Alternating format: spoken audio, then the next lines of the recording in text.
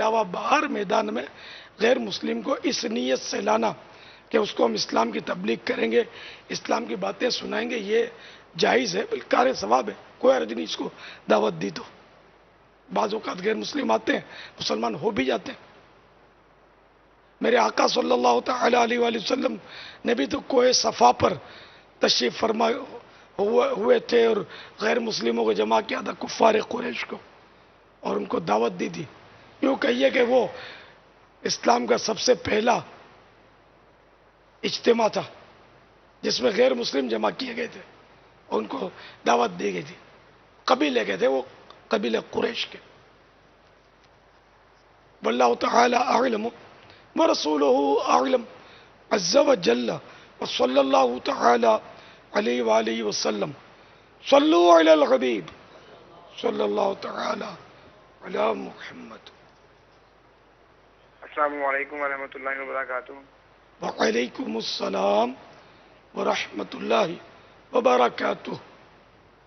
محمد اویس بول رہا ہوں سر، لاہور سے۔ میرا سر یہ سوال ہے کہ آج کل محفلوں میں اور جہاں فوتگی وغیرہ ہو جاتی ہے وہاں پہ اکثر جو حافظ صاحب آتے ہیں دعائیں کافی لمبی لمبی مانگتے ہیں۔ اس کے بارے میں ہم نے ان سے پوچھنا ہے کہ کیا یہ صحیح ہے یا نہیں صحیح۔ بعض کا تو ایسا ہو جاتا ہے کہ آدھے آدھے گھنٹے کی دعائیں سر چلتی رہتی ہیں اور دعا ہاتھ اٹھائے ہوتے ہیں ہم نے اور ہم تھک جاتے ہیں، لیکن جو علماء کرام آتے ہیں، جو حافظ آتے ہیں، دعائیں بہت ہی لمبی مانگتے ہیں۔ اگر ہمارے ایک دو ساتھیوں نے انہیں کہا ہے تو وہ ہمیں یہ کہہ دیتے ہیں کہ آپ کو کسی بات کا پتہ نہیں ہے، آپ ایسے ہو، آپ ایسے ہو۔ ہم اعلیٰ حضرت سے یہ سوال کرنا چاہتے ہیں کہ وہ ہمیں صرف یہ بتا دیں کہ یہ دعا کتنی لمبی ہونی چاہیے۔ دعا جو ہے اگر عمر بھر بھی مانگتا رہے تو کم ہے۔ دعا عبادت ہے، الدعاء مخ العبادہ، دعا عبادت کا مغز ہے اور دعا خود عبادت ہے۔ تو اکیلے میں تو جتنی چاہے دعا مانگے، لیکن عوام میں جب دعا مانگے تو عوام کی نفسیات کا بھی خیال رکھے۔ اگر واقعی لوگ اکتا جاتے ہیں تو اتنی طویل دعا نہ مانگی جائے جس سے لوگ معاذ اللہ دعا سے بیزار ہوں، عبادت سے بیزار ہوں، پھر دعا مانگنے والے کی بدگوئی کریں، اس کی برائی کریں۔ تو اس لیے حافظ صاحبان یا جو بھی دعا مانگنے والے، ان کو مختصر دعا کرنی چاہیے جتنی لوگوں کی برداشت ہو۔ اور یہ سمجھ کب پڑے گی کہ لوگوں کی برداشت ہے؟ تو اگر کوئی بولتا نہیں تو اپنے قریبی جو ہوتے ہیں یا دو تین ایسے تاثرات لے لے تو اندازہ ہو جائے گا۔ یا دعا مانگتے ہوئے نظر پڑے گی نا، پہلے تو یوں بڑا انہیں رقت اور انداز سے دعا مانگے گا بندہ، پھر یہ یوں ہوگا، پھر وہ یوں دیکھے گا، ایک گھڑی دیکھے گا، تو پھر اپنے کو اس سے پہلے کہ یہ اٹھ کر چل پڑے دعا ختم کر دینی چاہیے۔ یہ ایک انداز بتایا میں نے آپ کو۔ عبادت وہ ہونی چاہیے عوامی طور پر خاص کر کہ جس میں لوگوں کو بیزاری نہ ہو، مختصر مگر جامع۔ یہاں تک کہ اعلیٰ حضرت رحمۃ اللہ تعالی علیہ کے والد محترم نے جو کتاب لکھی ہے، رئیس المتکلمین حضرت مولانا نقی علی خان علیہ رحمت الرحمان نے احسن الوعاء لآداب الدعاء، اس کا ترجمہ فضائل دعا، یہ مکتبۃ المدینہ نے شائع کیا ہے۔ بہترین کتاب ہے، یہ پڑھنے جیسی کتاب ہے، اس کو پڑھیں گے انشاءاللہ 14 طبق روشن ہو جائیں گے۔ ایک مطلب مبالغہ، یعنی کہ آپ کو اس کتاب کی اہمیت بتا رہا ہوں، آپ پڑھیں پھر بولنا کیسی ہے۔ اس میں یہ بھی ہے کہ بعض بزرگ جو تھے وہ صرف اتنی دعا مانگتے تھے، ربنا آتنا فی الدنیا حسنۃ وفی الآخرۃ حسنۃ وقنا عذاب النار، اے اللہ مجھے دنیا میں بھلائی دے، آخرت میں بھلائی دے، اور جہنم کے عذاب سے بچا۔ اتنی دعا ان کا یہ فرمان ہوتا تھا کہ یہ دعا جامع ہے، جامع دعا۔ جامع کا انگلش کیا بنے گا؟ جامع میں شاید نہیں سمجھیں گے سب۔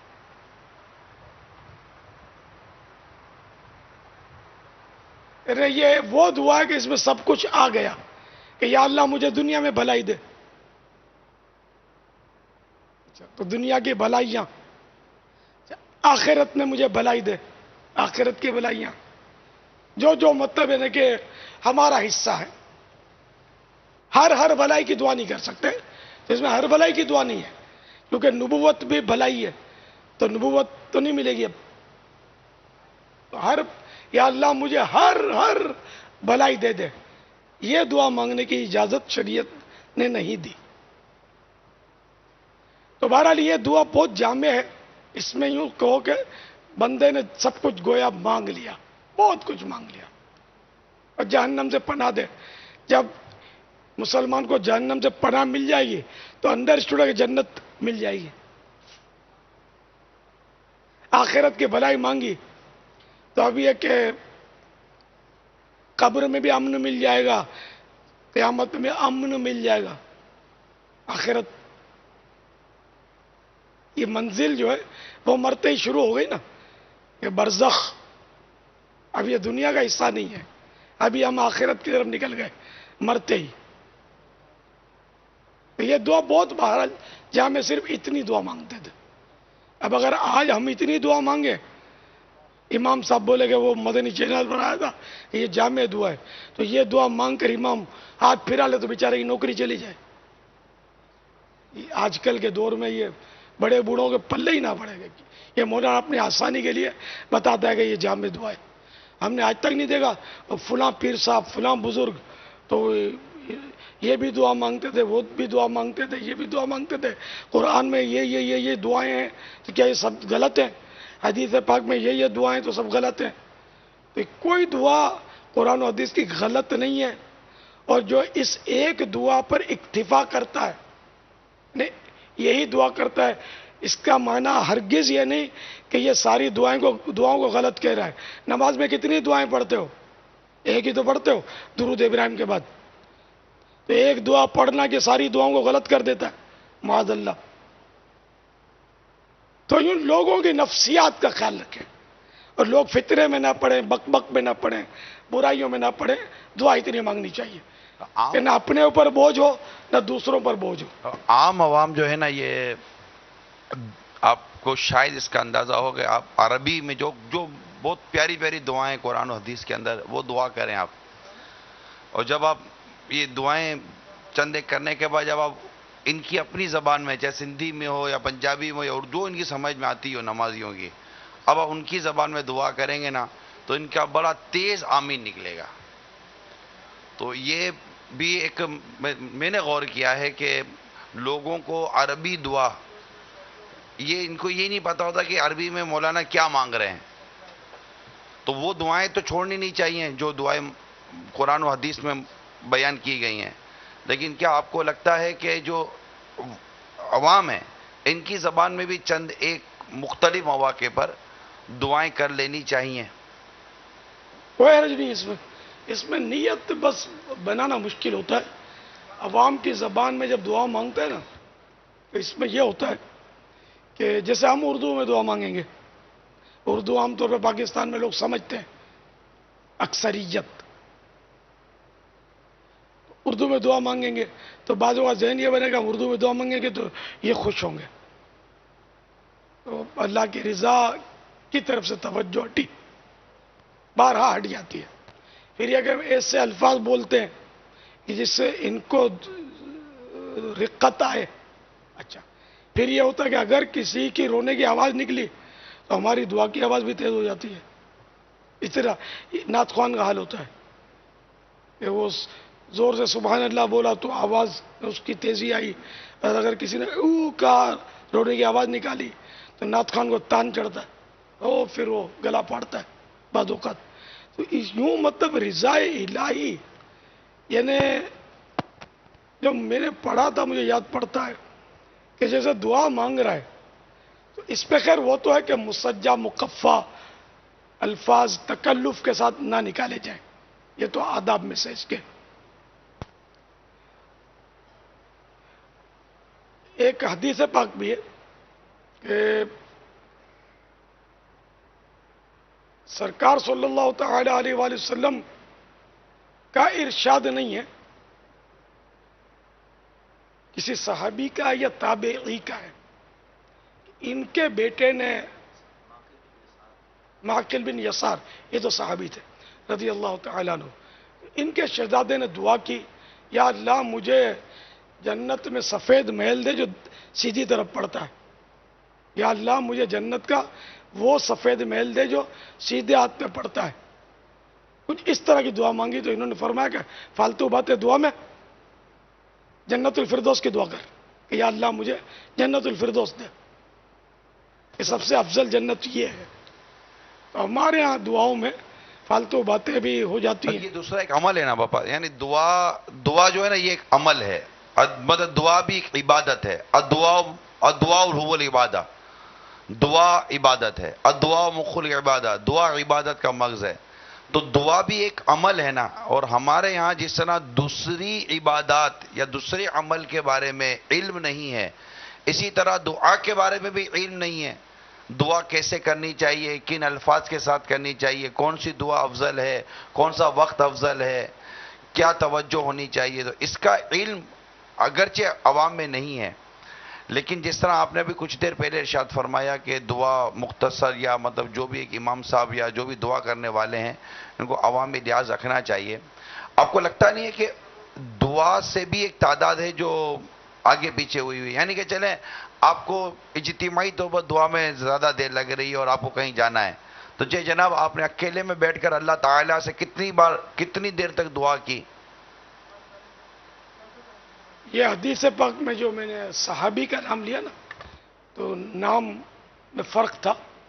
تو اب یہ وہی فضائل دعا جس کا تذکرہ ہوا تھا، تو اس میں نام ہے عبداللہ بن مغفل رضی اللہ تعالیٰ عنہ نے، عبداللہ بن مغفل رضی اللہ تعالیٰ عنہ کے بیٹے نے دعا کی، خدایا مجھے بہشت یعنی جنت میں ایک سفید محل دے کہ جاتے وقت میرے داہنے یعنی سیدھے ہاتھ پر پڑے. فرمایا اے بیٹا خدا سے بہشت یعنی جنت کا سوال کر اور دوزخ سے پناہ چاہ. فضول باتوں سے کیا فائدہ؟ نہ فردوس کا تذکرہ نہیں اس میں، جنت یعنی سفید محل نے جاتے ہوئے سیدھے ہاتھ پہ پڑے، یہ نہیں، یہ فضول باتیں ہیں. میں اللہ سے جنت مانگ. اب یہ کہ دعاؤں سے لوگ واقعی غافل ہیں، لیکن دعا عبادت ہے، دعا کے بڑے فوائد ہیں اور دعائیں قبول بھی ہیں. لیکن فرض پڑھ کر ہی بعض لوگ تو امام جو دعا مانگتا ہے اللہم انت السلام، یہ تو مختصر ہوتی ہے لیکن وہ بھاگنے والی کرتے ہیں، ورنہ دعائیں ثانی میں تو تھوڑے ہی رہ جاتے ہیں. امام سنتیں اور نفلیں پڑھتا ہے، جب تک ایک تعداد ہے نمازیوں کی جو یعنی یہاں فیضان مدینہ میں تو خاص کر دیکھا ہے، ایک تعداد ہے جو بھاگ جاتی ہے، نکل جاتی ہے. وہ حالانکہ مسلمانوں کا جو مجمع ہو، مسلمان اکٹھے ہوئے ہوں، یہ دعا کی قبولیت کے زیادہ قریب ہے. اس میں نیک لوگ بھی ہوتے ہیں. ہر 40 نیک آدمیوں میں ایک ولی ضرور ہوتا ہے. تو اب پھر یہ کہ سارے مل کر آمین بھی کہہ رہے ہوتے ہیں اکثر، تو کس کی آمین پر دعا قبول ہو جائے اور ہمارا بھی کام بن جائے.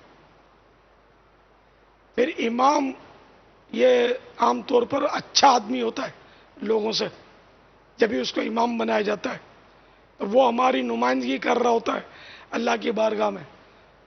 تو اس طرح اس کی دعا پر آمین کہنا یہ زیادہ مفید. کہ ایک بزرگ کا واقعہ شرح الصدور میں لکھا ہے کہ ایک شخص کا انتقال ہو گیا، تو ان کو خواب میں دیکھ کر پوچھا آپ کے ساتھ کیا ہوا؟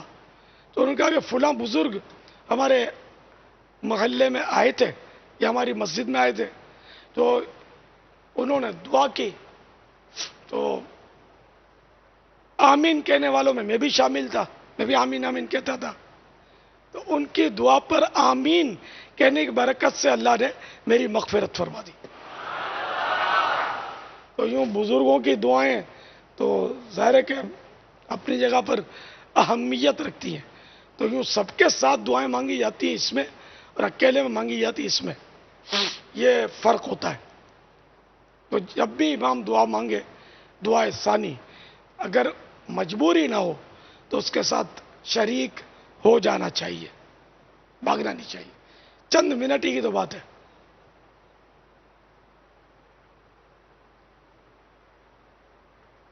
واللہ تعالی اعلم ورسولہ اعلم عز وجل وصلی اللہ تعالی علیہ وآلہ وسلم. صلو علی الحبیب. صلی اللہ تعالی علی محمد. ساؤتھ افریقہ ہم گئے تھے بابا. شریف بھائی آپ کو یاد ہوں گے، آج ان کا انتقال ہو گیا. انا للہ و انا الیہ راجعون. بہت دیوانے تھے یار یہ تو مجھے بیچارے. ابھی مجھے پیغامات ملے ہیں، میں نے دیکھے ہیں کہ ان کا آج انتقال ہو. چند دنوں سے بیمار تو تھے، مگر ابھی پیغام میں نے دیکھا کہ ان کا انتقال ہو گیا ہے. اللہ تعالیٰ کر. ان کے والد صاحب کا بھی غالباً انتقال کی اطلاع آپ کو شاید مدنی مذاکرے میں ملی تھی یا کسی وقت ملی تھی، آپ نے دعا کرائی تھی. غفور صاحب تھے، امام صاحب مشہور تھے، اور دعوت اسلامی کے لیے بڑی ان کی اس وقت بھی ان کی ذاتی کوششیں تھیں. شریف بھائی کا بھی ابتدائی طور پر لوڈیم میں دعوت اسلامی کے لیے مدنی کاموں کے حوالے سے ان کا اپنا کردار تھا. شروع میں انہوں نے دعوت اسلامی کے لیے کوششیں کی اپنے طور پر، ان کا ایک اپنا انداز تھا، اور اسلامی بھائیوں کو انہوں نے قریب کیا. آپ کے بہت دیوانے تھے، بہت مجھے بہت دیوانے تھے. وہ آپ کو بیچارے میرے گھر رہا، ایک ہی مطالبہ رہتا تھا ان کا. چابی میرے حوالے کر دیتے تھے بابا. اللہ تعالیٰ ان کے لیے دعائیں بہت مغفرت کر حسن زن دیجیے تھا. گا. ان کا بیٹا بھی تو اپنے ساتھ جی بابا. بھاگ دوڑ کرتا رہتا تھا. رضوان بھی ان کے بیٹے ہیں، دعوت اسلامی کے کاموں میں بھی مصروف رہتے ہیں بعض اوقات. رضوان، ایک ان کے بیٹے زبیر ہیں. رضوان بھائی، زبیر بھائی اور تمام سوگواروں سے میں تعزیت کرتا ہوں. اللہ تعالیٰ سے دعا ہے، یا اللہ پیارے حبیب صلی اللہ تعالی علیہ وآلہ وسلم کا واسطہ ہمارے شریف بھائی مرحوم کو غریق رحمت فرما. یا اللہ رمضان المبارک کی برکتوں سے ان کی مغفرت فرما. یا اللہ عشر رحمت ہے، عشر رحمت کی برکت سے ان پر رحمت نازل فرما. آج ساؤتھ افریقہ میں تیسرا روزہ ہے، جبکہ پاکستان میں دوسرا، مدینہ پاک میں بھی تیسرا روزہ ہے. یا اللہ عشر رحمت ابھی شروع ہے اور یہ بیچارے دنیا سے چلے گئے. یا اللہ اس کو اپنی رحمت میں ڈھانپ لے. اس کی مرحوم کی قبر پر رحمت اور رضوان کے پھولوں کی بارش فرما. یا اللہ رضوان بھائی، زبیر بھائی اور تمام سوگواروں کو صبر جمیل اور صبر جمیل پر اجر جزیل مرحمت فرما. یا اللہ ہمارے پیارے آقا صلی اللہ تعالی علیہ وآلہ وسلم کی پیاری امت کی مغفرت فرما. آمین بجاہ النبی الامین صلی اللہ تعالی علیہ وآلہ وسلم. صلو علی الحبیب صلی اللہ تعالی.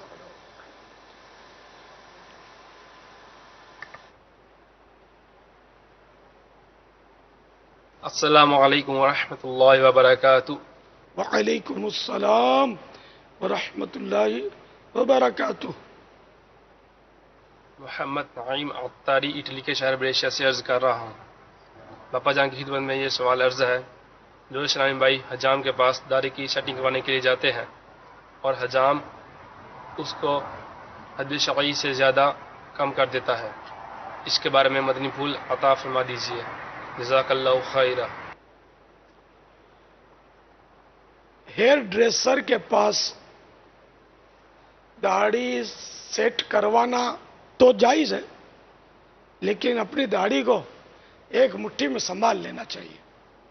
ان پر اعتماد نہیں کرنا چاہیے، کیونکہ یہ مطلب ورنہ وہ سیٹ کرتے کرتے وہ زیادہ اکثر خطرہ رہتا ہے کہ کاٹ دے. خیر میں نے تو شاید ہی کبھی زندگی میں ہیئر ڈریسر پر اعتماد کیا ہوگا، لیکن میں اپنے طور پر ہی کرتا ہوں جو کر رہا ہے. تو یہاں سے پکڑ لی ایک مٹھی، اس سے نیچے آئے تو کینچی مار دی، یہاں سے پکڑ لی ایک مٹھی سے بڑھ گیا، اس کو کاٹ دیا.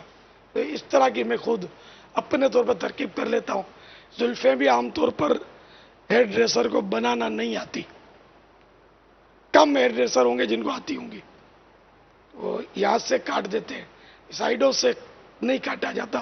زلفیں رکھنی ہے تو کہیں سے بھی بال نہیں کاٹنے، صرف پیچھے سے کاٹنے، آدھے کان تک، پورے کان تک یا گردن تک بال رکھنے، یہ سنت ہے. تو اس لیے یہاں سے وہ کاٹ دیتے ہیں، کیا بنانا نہیں آتی. اور عوام کو بھی سمجھ نہیں آتی، جو زلفیں رکھتے ہیں ان کو بھی ایک تعداد ہے جن کو سمجھ نہیں آتی کہ زلفیں کس کو بولتے ہیں. تو یہاں سے کاٹیں گے تو یہ پھر زلفیں نہیں ہوں گی، پورے بال ہر جگہ سے، یہ قلموں کے بال بھی پورے پیچھے چلے جائیں. تو میں نے دوبارہ اپنے ہاتھ سے ہی زلفیں بنا لی ہیں. اپنے چونکہ لباس اور اس طرح کے امام ہے، اور تو اگر 19-20 ہے تو بھی چھپ جاتا ہے. ظاہر ہیئر ڈریسر کی طرح کلیننگ تو نہیں ہے. ہاں جو مطلب آزاد گھومتے ہیں، امامہ نہیں باندھتے اور زلفیں رکھتے ہیں، وہ اپنے ہاتھ سے شاید اتنی صفائی نہیں کر سکیں گے. اگر وہ صفائی نہیں کر سکتے تو پھر ہیئر ڈریسر کی خدمات لینی چاہیے کہ لوگوں کو ہنسانا نہیں چاہیے، مذاق اڑانے کا بھی موقع نہیں دینا چاہیے.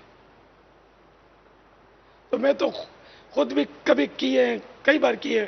اپنے عیسائی بھائی جو میرے ساتھ ہوتے ہیں وہ بھی کر لیتے ہیں ترکیب، ہم لوگ کر لیتے ہیں. پیسے بھی بچتے ہیں یار، پیسے بھی آج کل تو سنا ہے 2,500 روپے بھی لیتے ہیں بال کاٹنے کے، سنا ہے. جن کے پاس زیادہ پیسے ہوں وہ ایسا کرتے ہوں گے، خدمات لیتے ہوں گے.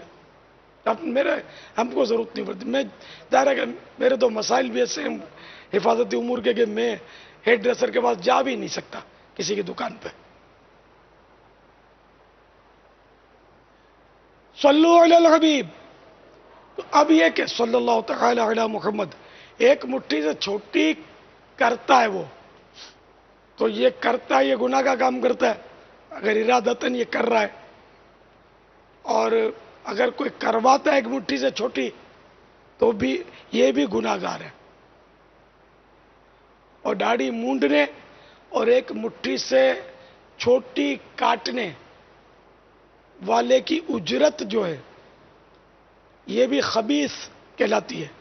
داڑھی مونڈنے کی اجرت خبیث کہلاتی ہے. خبیث یہ ایک اصطلاح ہے، ویسے خبیث مانے گندا، یہاں اصطلاح یہ حرام کے حکم میں ہوتی ہے، لیکن وہ جو حرام قطعی ہوتا ہے اس کے مقابلے میں اس کا حکم کم ہوتا ہے، لیکن ہے دونوں حرام اور دونوں پر جہنم کے عذاب کا استحقاق ہے، حقدار ہے. واللہ تعالی اعلم ورسولہ اعلم عز وجل وصلی اللہ تعالی علیہ وآلہ وسلم. صلو علی الحبیب صلی اللہ تعالی علی محمد. بابا جان میں محمد وسیم اتاری گولمبر سے بات کر رہا ہوں. بابا جان میرا سوال یہ ہے کہ دو شخص اگر کسی تیسرے کی برائی کر رہے ہو جبکہ تیسرا شخص بھی موجود بیٹھا ہو تو لیکن وہ اس زبان میں کر رہے ہیں کہ جو وہ نہیں سمجھتا، تو کیا وہ غیبت ہوگی یا اس کے بارے میں کیا حکم ہے؟ جواب دیجیے. اگر تیسرے کی برائی کرتے ہیں اور اس زبان میں کرتے ہیں کہ یہ نہ سمجھے یا اشاروں میں کرتے ہیں اور وہ تیسرا موجود بھی ہے، مدینہ پہلے سن لیجیے، تیسرا موجود ہے، وہ زبان نہیں سمجھتا یا اس کے اشارے سے جیسے تیسرا موجود ہے بیٹھا ہوا ہے یوں کر کے برائی کی تو وہ دیکھ نہیں رہا، تو یہ بھی ہے تو غیبت. ظاہر پیٹھ کے پیچھے کسی کی ایسی برائی کرنا جو اس میں ہے یہ غیبت کہلاتی ہے. تو پیٹھ کے پیچھے مانے گوشت کی پیٹھ مراد نہیں ہے، وہ غیر موجود ہے اور اتفاق سے جس دیوار کے پیچھے اس کے سامنے آپ کا چہرہ ہے اور آپ اس کی برائی کر رہے تو یہ بھی غیبت ہے اور یہ پیٹھ کے پیچھے ہی کہلائے گی، جبکہ گوشت والی پیٹھ کے پیچھے نہیں ہے.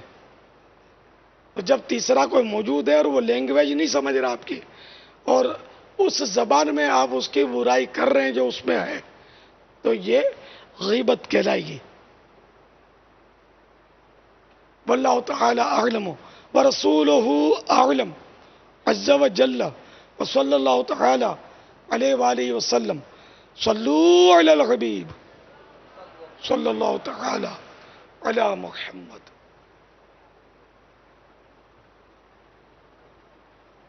حسن و جمال مصطفیٰ مرحبا صد مرحبا، عز و جلال مصطفیٰ مرحبا صد مرحبا، عز و جلال مصطفیٰ مرحبا صد مرحبا، آقا کا امام مرحبا، آقا کا امام مرحبا، آقا کی داڑھی مرحبا ہے پیاری پیاری مرحبا، آقا کی زلفیں مرحبا ہے بھیلی بھیلی مرحبا، آقا کا چہرہ مرحبا ہے روشن روشن مرحبا، صدقے یا رسول اللہ، صدقے یا رسول اللہ، صدقے یا رسول اللہ، صدقے یا رسول اللہ، حسن و جمال مصطفیٰ مرحبا صد مرحبا، عز و جلال مصطفیٰ مرحبا صد مرحبا، اقوال مصطفیٰ مرحبا صد مرحبا، احوال مصطفیٰ مرحبا صد مرحبا، اعمال مصطفیٰ مرحبا صد مرحبا، اصحاب آل مصطفیٰ مرحبا صد مرحبا، جود و نوال مصطفیٰ مرحبا صد مرحبا، اور جو کمال مصطفیٰ مرحبا صد مرحبا، صدقے یا رسول اللہ، صدقے یا رسول اللہ، صدقے یا رسول اللہ، صدقے یا رسول اللہ، حسن و جمال مصطفیٰ مرحبا صد مرحبا، عز و جلال مصطفیٰ مرحبا صد مرحبا، تاج والے دیکھ کر تیرا امام نور کا سر جھکاتے ہیں، الہی بول بالا نور کا، میں گدا تو بادشاہ بھر دے پیالہ نور کا، نور دن دونا تیرا دیدار صدقہ نور کا، شمع دل مشکات تن سینہ زجاجہ نور کا، تیری صورت کے لیے آیا ہے سورہ نور کا، تیری نسل پاک میں ہے بچہ بچہ نور کا، تیری نسل پاک میں ہے بچہ بچہ نور کا، تو ہے نور تیرا سب گھرانہ نور کا، کاف گئے سوگا دغن یا برو آنکھیں عین صاد، کاف یا عین صاد کا ہے چہرہ نور کا، حسن و جمال مصطفیٰ مرحبا صد مرحبا، عز و جلال مصطفیٰ مرحبا صد مرحبا۔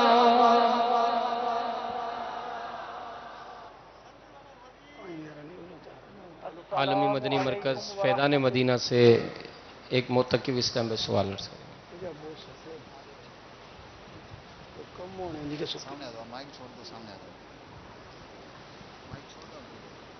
بابا جانی السلام علیکم۔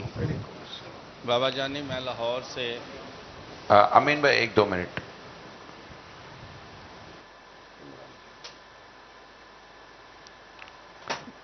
جی امین صلو علی بھائی الحبیب صلی اللہ تعالی علی محمد، جی سوال کر رہی ہیں۔ بابا جانی السلام علیکم ورحمۃ اللہ۔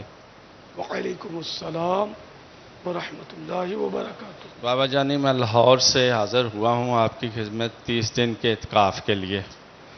تو بابا جانی اکثر کسی تاجر کے پاس میرا سوال ہے بابا جانی آپ سے، اگر کسی تاجر کے پاس کافی ملازمی ہوں اور وہ یہ کہے کہ پہلے ایک نماز ادا کرے پھر دوسرا، اس صورت میں ملازم کیا کرے جبکہ دوسرے کی نماز اس طرح ترک ہو گئی؟ میں آپ سے مدنی پھول بولنا چاہتا ہوں بابا جی. ماشاءاللہ مرکز الاولیاء سے تشریف لائے آپ؟ جی آئے. کتنے دن کے لیے آئے؟ 30 دن کے لیے بابا جی. 30 دن کے لیے. 30 نہ کہیں، 1 ماہ کے لیے. ایک ماہ کے لیے بابا جانی. بہت خواہش تھی بابا جانی آپ سے. ماہ رمضان الحمدللہ اللہ مبارک کرے آپ کو. اللہ کرے کہ آپ تندرستی کے ساتھ، صحت و عافیت کے ساتھ اعتکاف کرنے میں کامیاب ہو جائیں. ہم سبھی صحت کے ساتھ، عافیت کے ساتھ، عبادت کے ساتھ یہ ماہ مبارک کا احترام کرنے میں کامیاب ہو جائیں. تو یہ کہ ملازمت کی وجہ سے جماعت ترک کرنا جائز نہیں ہے، جبکہ جہاں ملازمت کرتا ہے وہاں ایسی مسجد ہے اور کوئی شرعی مجبوری نہیں ہے. صرف ملازمت کی وجہ سے جماعت جا رہی ہے اور سیٹ کہتا ہے کہ نہیں باری باری جاؤ، جماعت ملے نہیں ملے تو ٹھیک ہے بغیر جماعت کے پڑھو، تو ایسی نوکری جائز نہیں. سیٹ کو چاہیے کہ خود بھی با جماعت نماز پڑھے اور ملازمین کو بھی مسجد میں با جماعت نماز پڑھنے کی اجازت بلکہ ترغیب دے، لے کے جیسا ترغیب دے کے آؤ نماز پڑھتے ہیں. واللہ تعالی اعلم ورسولہ اعلم عز وجل وصلی اللہ تعالی علیہ وآلہ وسلم. صلو علی الحبیب صلی اللہ تعالی علی محمد. ایک اور معتکف سوال عرض کریں.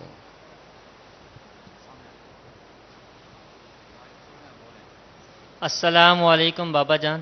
وعلیکم السلام ورحمۃ اللہ وبرکاتہ. میرا آپ کی خدمت میں یہ سوال ہے کہ ماہ رمضان میں کوئی اسلامی بھائی بیمار ہو گیا، بیماری میں ہی انتقال کر گیا. بیماری کی حالت میں جو اس کے روزے چھوٹ گئے، کیا اس کی قضا اس کی اولاد ادا کرے گی یا جتنے روزے قضا ہوئے مسکینوں کو کھانا کھلائے؟ مرحوم کے قضا روزوں کی ادائیگی کی کوئی صورت بھی بیان فرمائے. اگر وہ جتنے دن بیمار رہا، سخت بیمار رہا، روزے بیچارے کے قضا ہو گئے تو فی روزہ وارثوں کو، اگر اس کے لیے تو یہ ہے کہ یہ وصیت کر جائے. اب اگر اس نے وصیت کی ہے تب تو اس کے مال سے سنی نا پہلا سنی، اگر اس پر واجب ہے کہ وہ وصیت کر جائے. اب اگر وہ وصیت نہیں کی اس نے اور مال چھوڑا ہے تو اس کے مال میں سے فدیہ دے دے روزوں کا، کیونکہ واجب ہے. یہ دیکھ لیتے کتاب میں سے.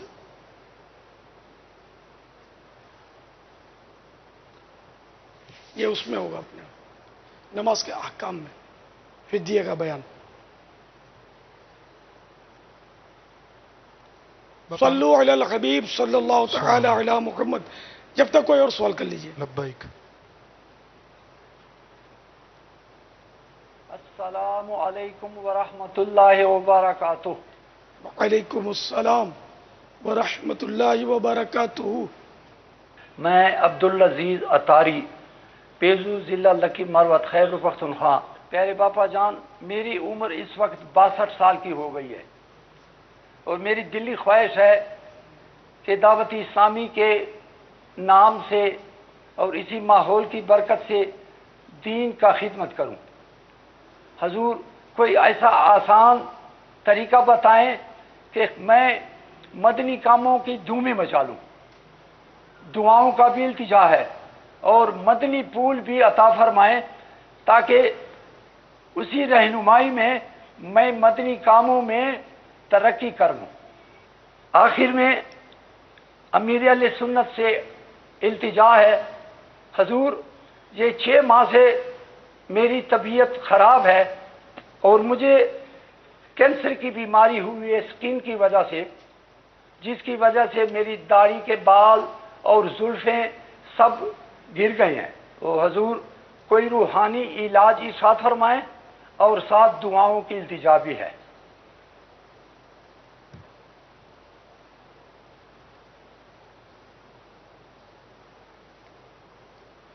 اللہ تبارک و تعالی آپ کو صحت کاملہ عاجلہ نافعہ عطا فرمائے، بیماری دور کرے، آپ کو بیمار مدینہ بنائے۔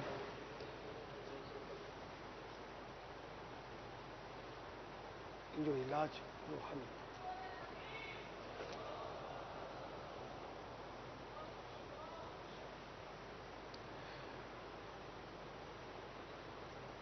رہا مدنی کاموں کی دھومیں مچانا، وہ تو خیر ہر عمر میں چاہیے کہ اسلام کی خدمت کی جائے۔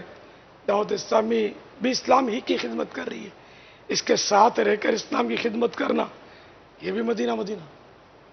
تو آپ درس دینے پر اگر قدرت رکھتے ہیں تو فیضان سنت کا درس اگر اچھی اردو پڑھ سکتے ہیں تو درس دیجئے، علاقائی دورہ برائے نیکی کی دعوت میں حصہ لیجئے، قرآن کریم پڑھا سکتے ہیں تو پڑھائیے مدرسۃ المدینہ بالغان۔ مدنی قافلوں میں سفر کر سکتے ہیں تو مدنی قافلوں میں سفر کریں، دیکھ کر بیان کرنے پر قدرت حاصل ہے تو بیان کی بھی سعادت حاصل کریں۔ اس طرح جس طرح ایک عام آدمی اپنے اپنی معلومات کے مطابق، اپنی اپنی طاقت کے مطابق دین کی خدمت کرتا ہے تو بزرگوں کو بھی دین کی خدمت کرنی چاہیے۔ اللہ تعالی آپ کو صحت دے اور آپ کے ذریعے خوب دین کی خدمت لے۔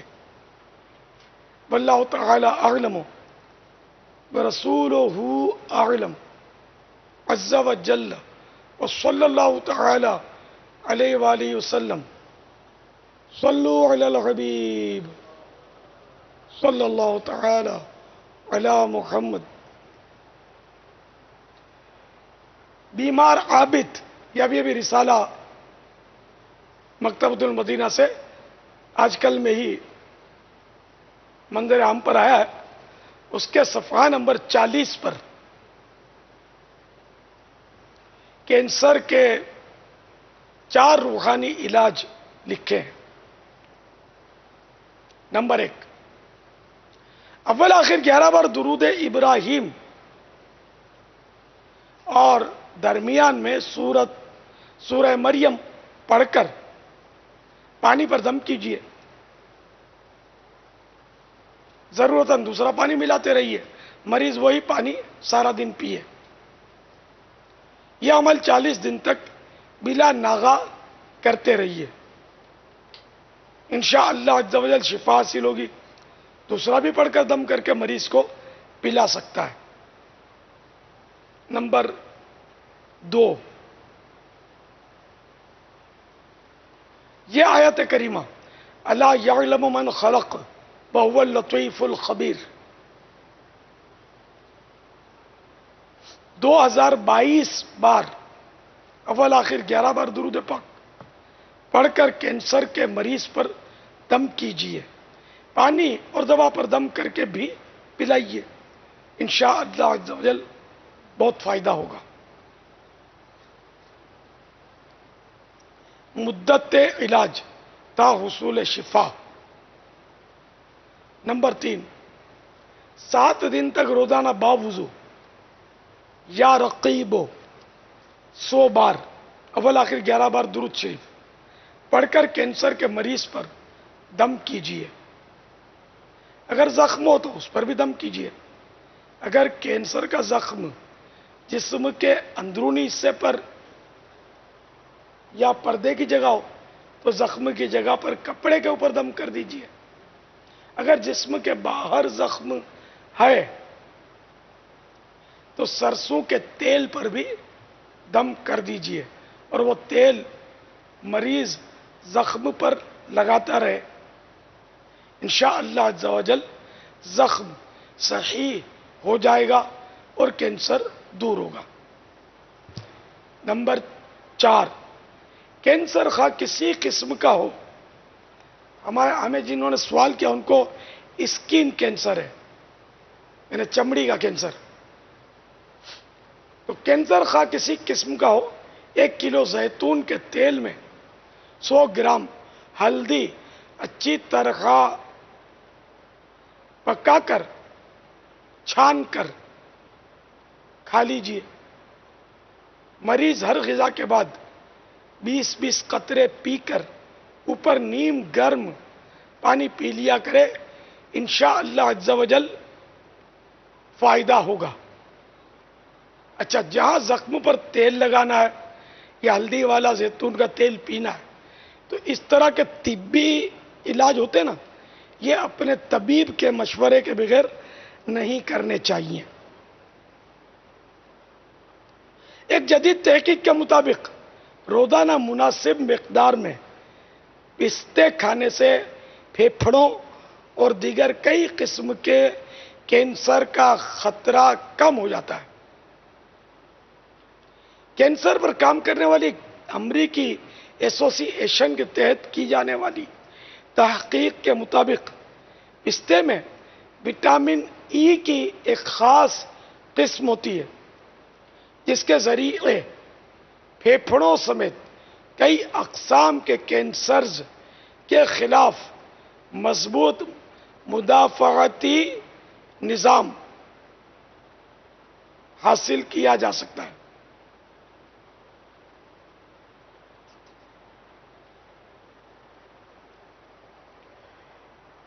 یہ جو بیمار عابد نامی رسالہ ہے، اس میں بیماریوں کے 78 علاج بھی درج ہیں. 78.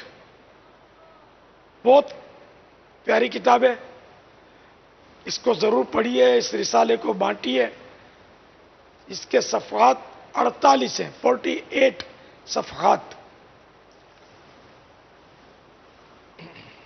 اچھی اچھی حکایات اور احادیث مبارکہ بھی اس میں ہے، اور حدیث ہر اچھی ہوتی ہے، ہر حدیث اچھی ہوتی ہے ظاہر ہے. تو یہ رسالہ پاکٹ سائز، جیبی سائز 11 روپیہ دیا، جبکہ بڑی سائز 14 روپیہ دیا. مکتبۃ المدینہ سے حاصل کیجئے اور تقسیم رسائل کی بھی سعادت حاصل کیجئے. صلو علی الحبیب صلی اللہ تعالی علی محمد. ابھی جو سوال ہمارے عبدالعزیز بھائی نے کیا، دعوت اسلامی کے کام بھی کی ان سے ہوئے ہیں. سوال یہ ہے کہ اس طرح کے جو بڑی عمر کے لوگ ہوتے ہیں، جو اتنی طاقت نہیں پاتے، سفر نہیں کر سکتے، اجتماع وغیرہ میں آنا جانا ان کا نہیں ہو سکتا، تو ایسی صورت میں ان کو کچھ ایسے باتیں یا ان کو ایسے کام بتا دیے جائیں جن پر یہ ایسی توجہ کریں کہ جن سے یہ گھر بیٹھے بھی کچھ نہ کچھ دنیاوی اور اخروی فوائد حاصل کر سکیں. مثال کے طور پر ہو سکتا ہے کہ کوئی بوڑھے ایسے ہوں، بڑی عمر کے ہوں کہ ان کا قرآن درست نہ ہو، تو اپنا قرآن درست کرنے پر توجہ دے سکتے ہیں. کئی ایسے فرض علوم ہوں جن کا پڑھنا ان کے لیے ابھی بھی ممکن ہو، تو وہ اس پر توجہ دے سکتے ہیں. رات مدرسۃ المدینہ بالغان میں اگر یہ قریبی کہیں ہو سکتا ہے وہاں جانا ان کے لیے ممکن ہو.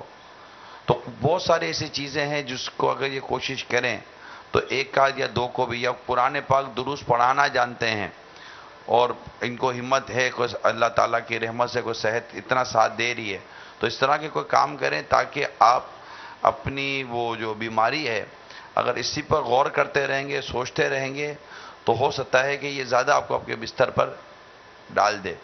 تو دعوت اسلامی کے بہت سارے مدنی کام ہیں، اس سے مصروف رہنے کی کوشش کریں. مدنی انعامات کا رسالہ ہے، اگر اب تک سارے مدنی انعامات پر عمل نہیں ہو سکا تو جن جن پر مدنی انعامات پر عمل ہو سکتا ہے اس کی طرف متوجہ ہو جائیں.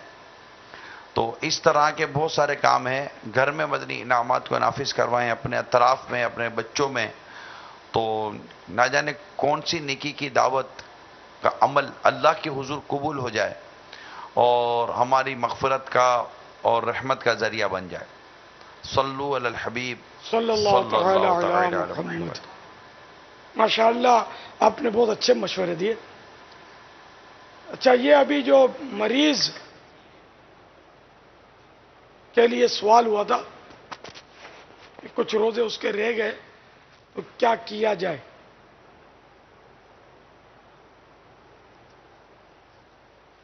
تو مریض کے علاوہ بھی کچھ اقسام ایسی ہیں کہ جن کے ساتھ یہ صورت پیش آتی ہے.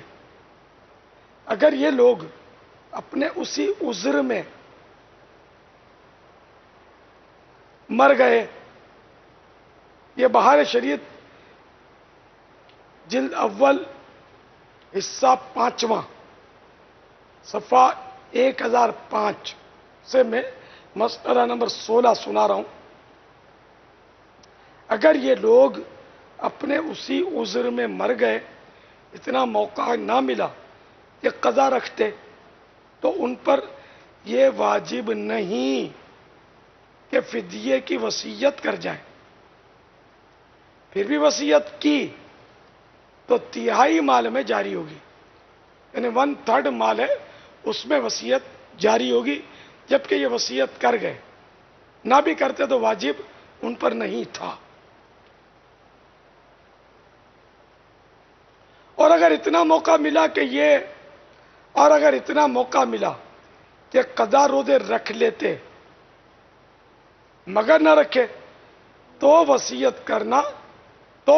کر جانا واجب ہے. اور عمدن یعنی جان بوجھ کر نہ رکھے ہوں تو بدرجہ اولا، یعنی زیادہ تاکید ہے کہ وصیت کرنا واجب ہے.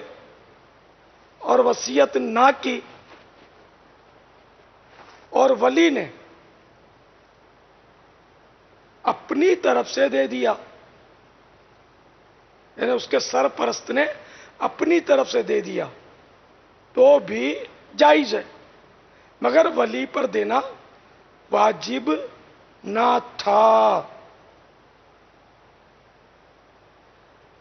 مسئلہ نمبر 17، ہر روزے کا فدیہ بقدر صدقہ فطر ہے، اور تہائی مال میں وصیت اس وقت جاری ہوگی جب اس میت کے وارث بھی ہوں، اور اگر وارث نہ ہو اور سارے مال سے فدیہ ادا ہوتا ہو تو سب فدیے میں صرف کر دینا لازم ہے. یوں ہی اگر وارث صرف شوہر یا زوجہ ہے تو تہائی نکالنے کے بعد، یعنی 1/3 نکالنے کے بعد ان کا حق دیا جائے، یعنی شوہر یا زوجہ کا حق دیا جائے. اس کے بعد جو کچھ بچے اگر فدیے میں صرف ہو سکتا ہے تو صرف یعنی خرچ کر دیا جائے گا.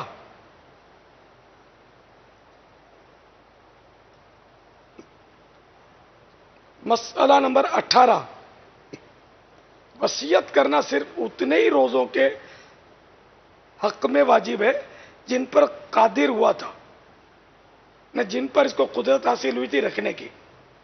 مثلا 10 قضا ہوئے تھے اور عذر جانے کے بعد 5 پر قادر ہوا تھا کہ انتقال ہو گیا، تو 5 ہی کی وصیت واجب ہے. واللہ تعالی اعلم ورسولہ اعلم عز وجل وصلی اللہ تعالی علیہ وآلہ وسلم.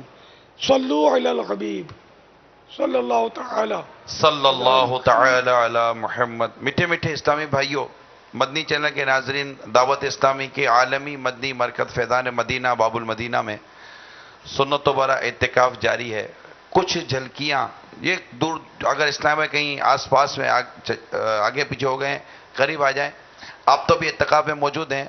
کچھ جھلکیاں آپ کو دکھاتے ہیں کہ آپ کے آنے سے پہلے اعتکاف کی کس طرح کی تیاریاں ہو رہی تھی. قریب آ جائیں، پھر انشاءاللہ تعالی آپ سے کچھ اہم مدنی مشورہ بھی کرنا ہے. چلائیے.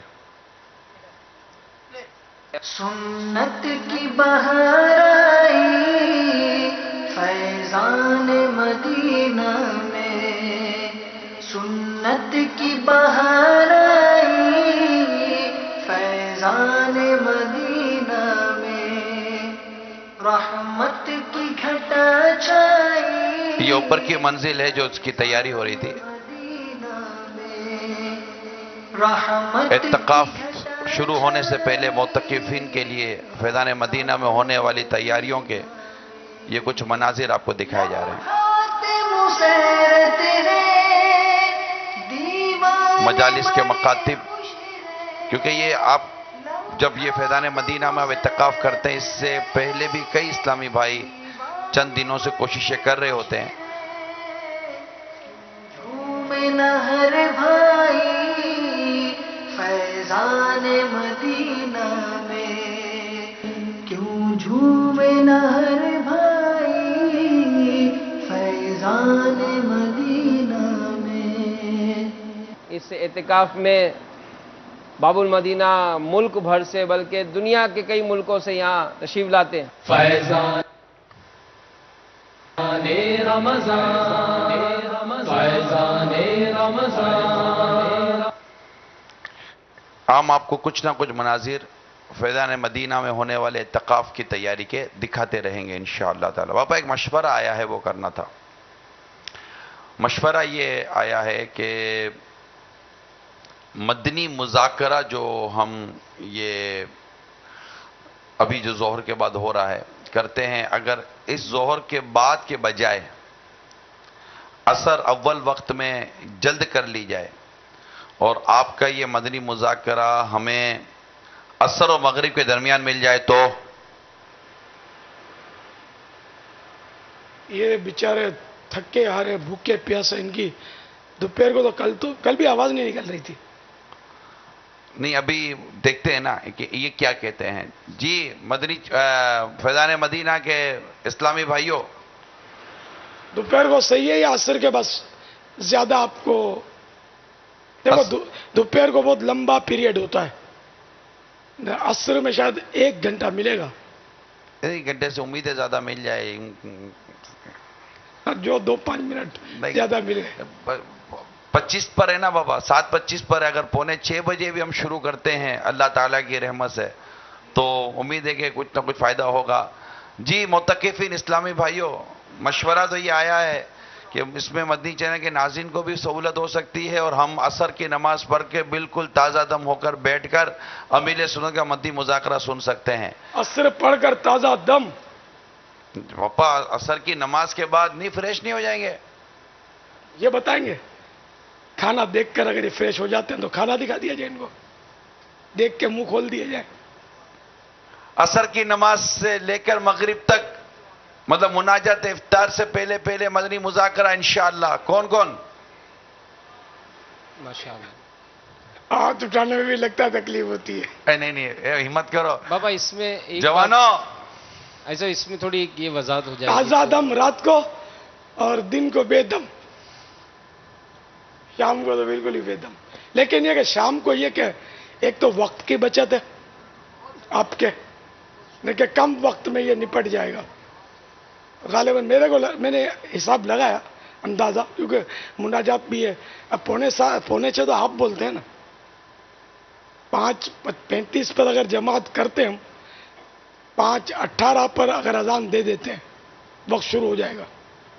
5:35 پر جماعت کی تو پھر جماعت میں 10 منٹ کم و بیش لگ جاتے. دعائے ثانی وہ آپ کروا دیں گے انشاءاللہ. عصر میں ظاہر ہے کہ وہ دعائے ثانی بھی ہوگی، پھر وہ نیتیں اور اگر کرواتے ہیں.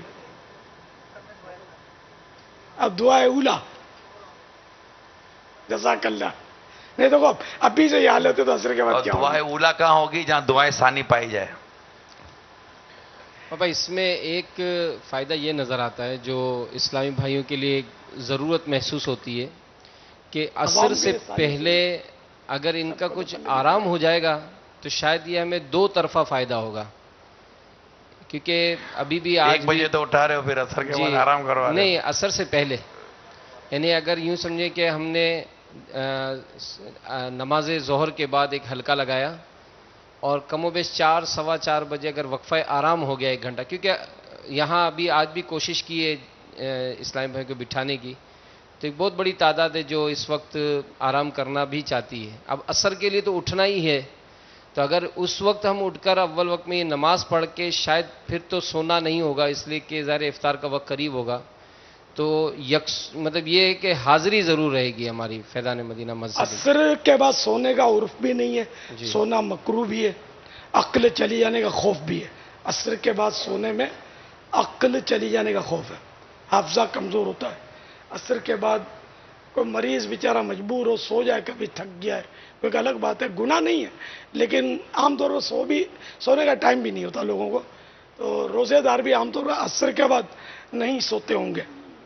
فیضان مدینہ میں بھی لوگ نہیں سوتے عصر کے بعد، تو یوں حاضری بھرپور ملے گی. تو اب بھی کچھ نہ کچھ سوئے ہوئے. دوسرے ان کے ملاقاتی آئیں گے عصر کے بعد، تو کھلے آسمان کی طرح رونق رہے گی، چلت پھرت ہوگی تھوڑی. تو اس میں ہمارے خیر خواہوں کو کام ملے گا، ان کو کام ملنا چاہیے. کام مل جائے گا تو اس میں کچھ ملاقاتی آگے بیٹھ بھی جائیں گے. ایک فائدہ یہ ہوگا. دوسرے کہ اس وقت ناظرین کی ایک تعداد آرام کر رہی ہوگی یا کام کر رہی ہوگی. ناظرین دوپہر کو ظہر کے بعد کے مدنی مذاکرے میں کم، عصر کے بعد ایک طبقہ جو ناظرین کا ہے نا، وہ 2 بجے 3 بجے فارغ ہو کر گھر پہنچ چکا ہوتا ہے، تو وہ آرام کرتا ہے. عصر کے بعد وہ بھی آرام غالباً نہ کرتا ہو. تو پھر یہ کہ تیاریاں اور ٹائم پاس، تو اس میں ہمیں امید ہے کہ ناظرین کی تعداد عصر میں بڑھ جائے، خصوصاً باب المدینہ کی. باہر شہروں میں بھی کچھ نہ کچھ تعداد بڑھے گی. تو عصر ہوتے ہی، ہماری عصر ہوتے ہی پاکستان میں کہیں بھی سورج ڈوبتا نہیں ہوگا، فرق ہوتا ہے، کہیں 3 منٹ، کہیں 5 منٹ، کہیں 15 منٹ، کہیں 20 منٹ. تو یوں عصر کے بعد تجربہ کر لیا جائے. اگر کیا خیال ہے حاضرین؟ ہاتھ کیسے اٹھاؤ؟ اگر ذہن بنتا ہے باپا عصر سے اچھا پہلے. یہ ہاتھ تو تقریباً نے اٹھا دیا، جی باپا. کچھ نے نہیں اٹھایا، تو میرے کو لگتا ہے اکثریت نے ہاتھ اٹھایا جی باپا. ہے نا. جی. خیر عصر کے بعد تو میں بھی ڈرا ہوا ہوں کہ میں بھی ظاہر کہ وہی کہ رات کو تازہ دم، شام کو بے دم. وہ پسینے میں، پیشاب میں، مطلب نمکیات نکل جاتے اکثر. تو بہت سو کا بلڈ پریشر بھی لو ہو جاتا ہوگا، تو نقاہت کافی آ جاتی ہے. نگران کابینہ کی مجھے تو طرف سے بہت آ بھی جاتی ہے. مدینہ کا میسج آیا ہوگا. یہ دوسرے شہروں میں جو اعتکاف ہو رہے ہیں نا، یہ بھی اپنے کو مل سکتے ہیں. وہ کئی اسلامی بھائی جو پنجاب میں یہاں وہاں جو افطار کے لیے بیٹھے ہوتے ہیں نا، ان کو بھی مل جائے گا بہت کچھ سیکھنے کو، سمجھنے کو، زمزم نگر تو سمجھو ملا ہی ملا. کہ میرا خیال ہے افطار میں ہمارے اور اس میں شاید 3 منٹ کا فرق ہو، 5 منٹ کا فرق، تو یہ مل جائے گا تقریباً. اسی طرح باب الاسلام میں کہیں 5، کہیں 6، کہیں 3، کہیں 4، کہیں 7، تو یہ مل جائیں گے اپنے کو. پنجاب بھی ملے گا. مدینہ الاولیاء ملتان میں بھی شاید 10 منٹ کا فرق ہے، شاید. غروب آفتاب قریب ہے، نہیں زیادہ دور نہیں. مرکز الاولیاء میں ہو سکتا ہے کہ 20 منٹ کا ہو. ہاں، تو اس طرح عصر میں ہم کو ناظرین زیادہ ملیں گے، حاضرین زیادہ ملیں گے، ملاقاتی بیٹھیں گے.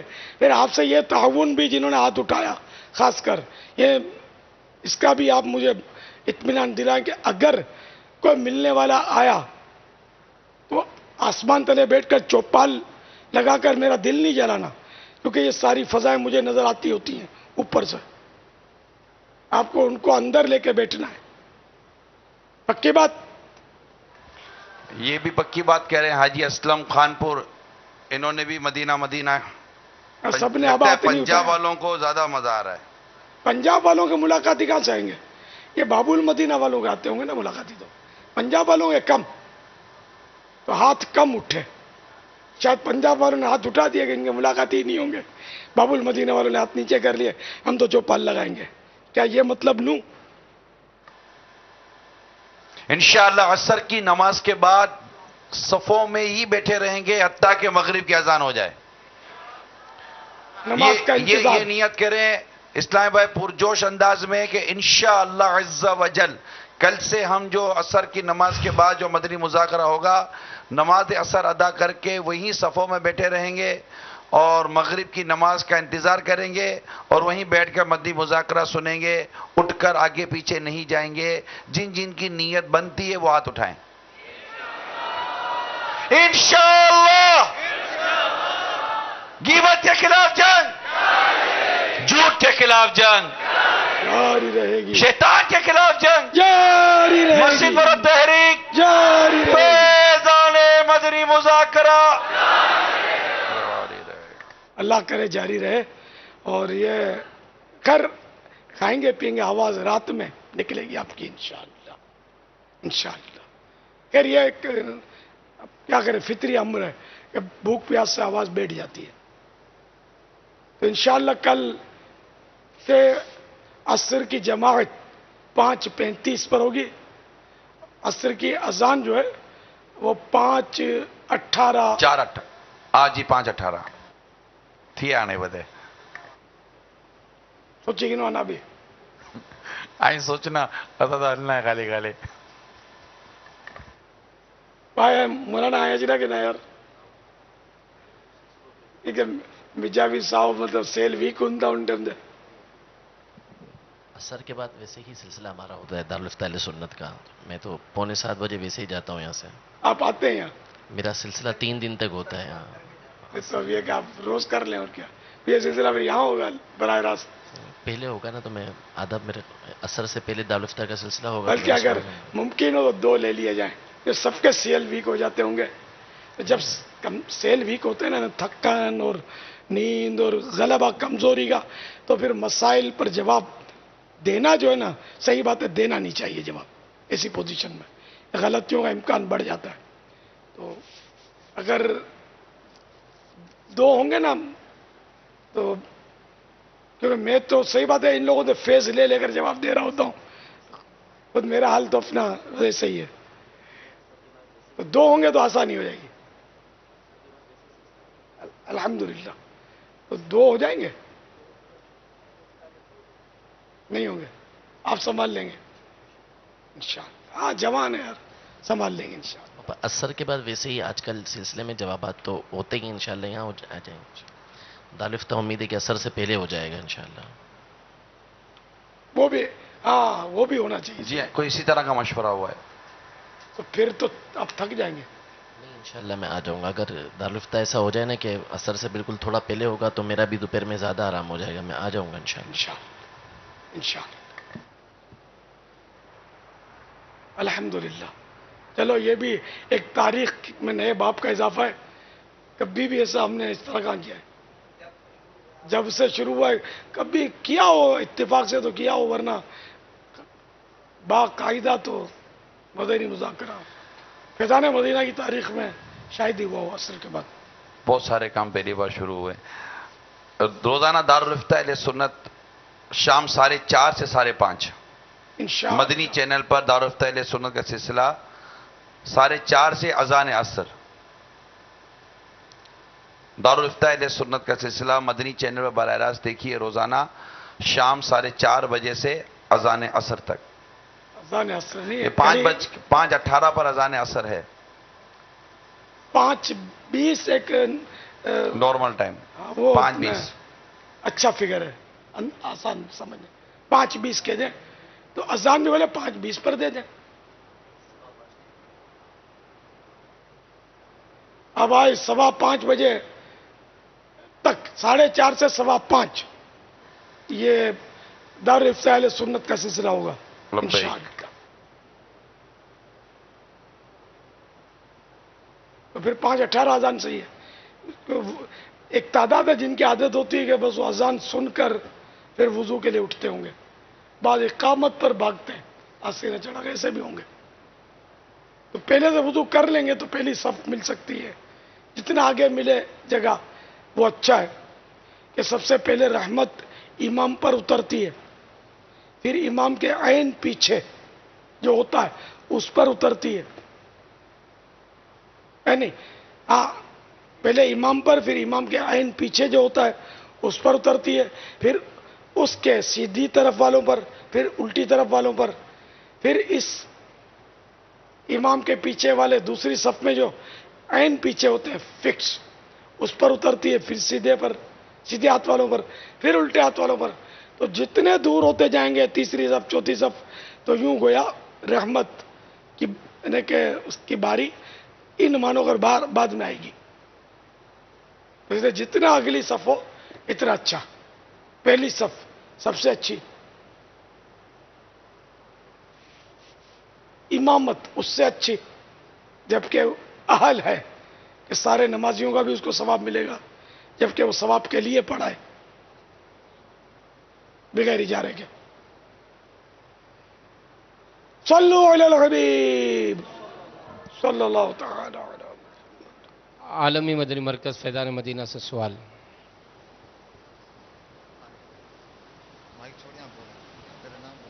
السلام علیکم ورحمۃ اللہ وبرکاتہ. وعلیکم السلام ورحمۃ اللہ وبرکاتہ. عمران محمود اتاری، مرکز الاولیاء لاہور. پیارے باپا جان، بعض لوگ یہ کہتے ہیں کہ شادی بیاہ فنکشن میں ڈھول اور موسیقی وغیرہ کرنا جائز ہے، اور کہتے یہ ہیں کہ خوشی میں خوشی نہ کریں تو کب کریں؟ تو اس صورت میں ان سے تعلق رکھنا جائز ہوگا؟ برائے مہربانی جواب مرحمت فرما دیں.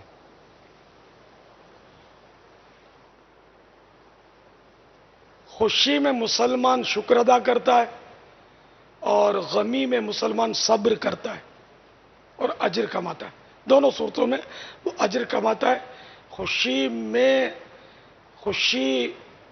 ڈھول بازوں سے کوئی خوشی ملتی ہے؟ ہوائی فائرنگ میں بھی تو خوشی ان کو ملتی ہے. جب کسی کو گولی لگ جاتی پھر اس خوشی کا کیا ہوتا ہے؟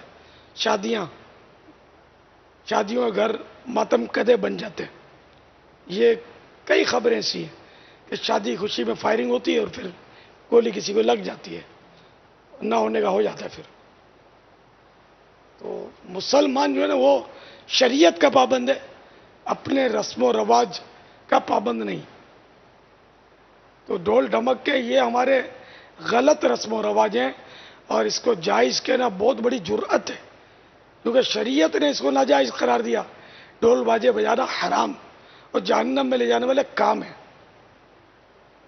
تو اس لیے مسلمان کو تو اس سے بچنا چاہیے. خوشی کے بھی سر ہوتے ہیں اور غم کے بھی ڈھول بازوں کے سر ہوتے ہیں. غم میں بھی لوگ ڈھول بجاتے ہیں، جی ہاں، اس کے سر ہوتے ہیں باقاعدہ. یہاں تک کہ ایسی موسیقی بھی ہے کہ جس سے بندہ ایسا مطلب بے خود ہوتا ہے کہ وہ خودکشی کرنے پر آمادہ ہو جاتا ہے. دنیا میں ایسی موسیقی، ایسا میوزک بھی ایجاد ہوا ہے، اور یہ بات بھی پرانی ہے.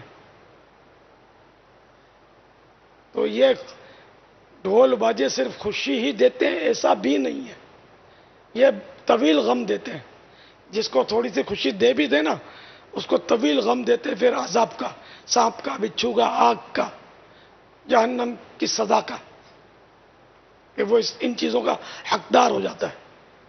تو اس لیے جنہوں نے اب تک ایسا کیا وہ بھی توبہ کرے اور آئندہ نہ کرنے کا عہد کرے، نہ ایسا کرے نہ سنے. تو جب یہ ڈھول باجے بجا رہے ہوں تو اس وقت ان کے ساتھ اٹھنا بیٹھنا تو ایسا کہ وہ خود ڈھول باجے سنے گا تو یہ بھی سننا اس کا گناہ ہے، اس کو اس سے بچنا ہی ہوگا.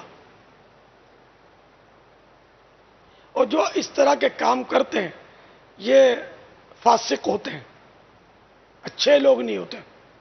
تو ان کے ساتھ اٹھنے بیٹھنے کے تعلق سے منع کیا گیا فاسقین کے ساتھ، کہ قرآن میں ارشاد ہوا وَإِمَّا يُنْسِيَنَّكَ الشَّيْطَانُ فَلَا تَقْعُدْ بَعْدَ الذِّكْرَى مَعَ الْقَوْمِ الظَّالِمِينَ.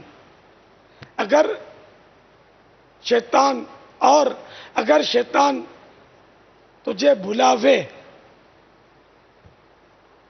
تو یاد آئے پر ظالموں میں مت بیٹھ.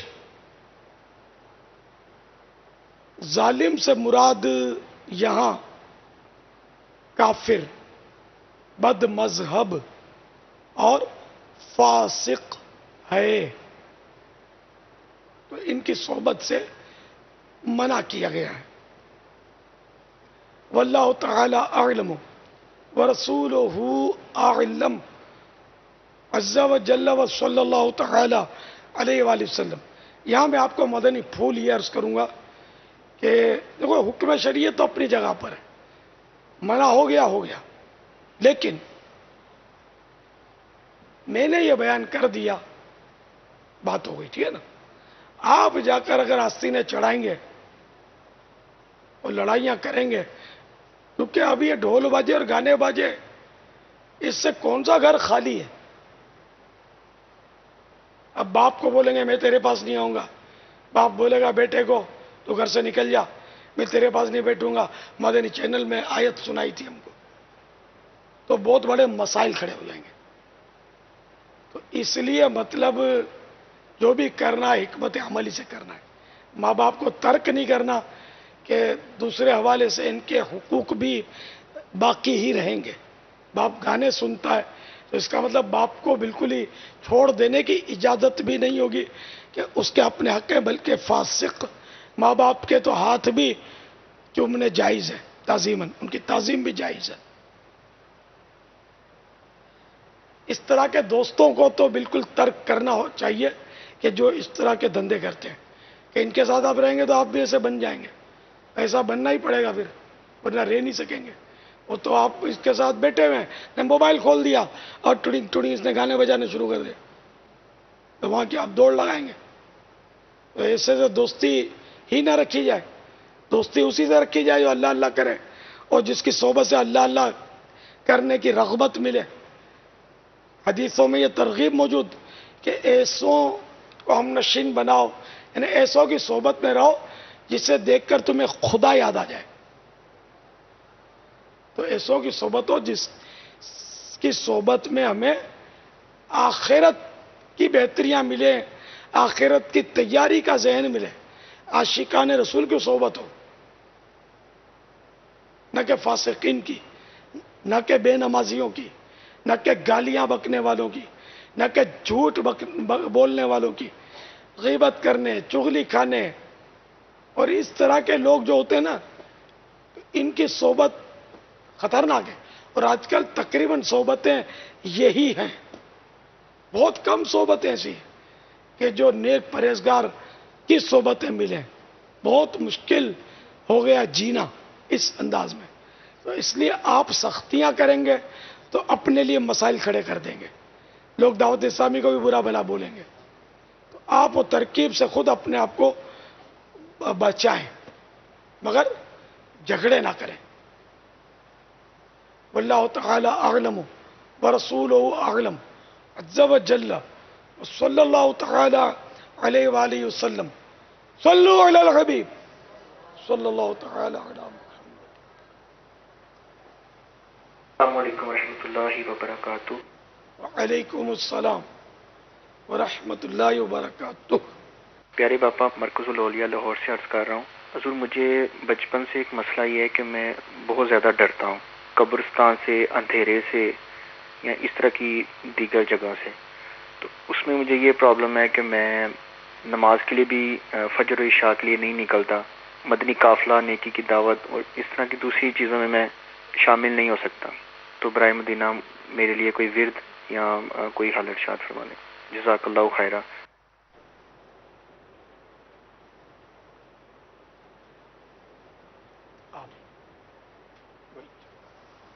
یہ خوف کی بیماری جو ہے یہ بھی ایک مرض ہے، نفسیاتی اثر ہے.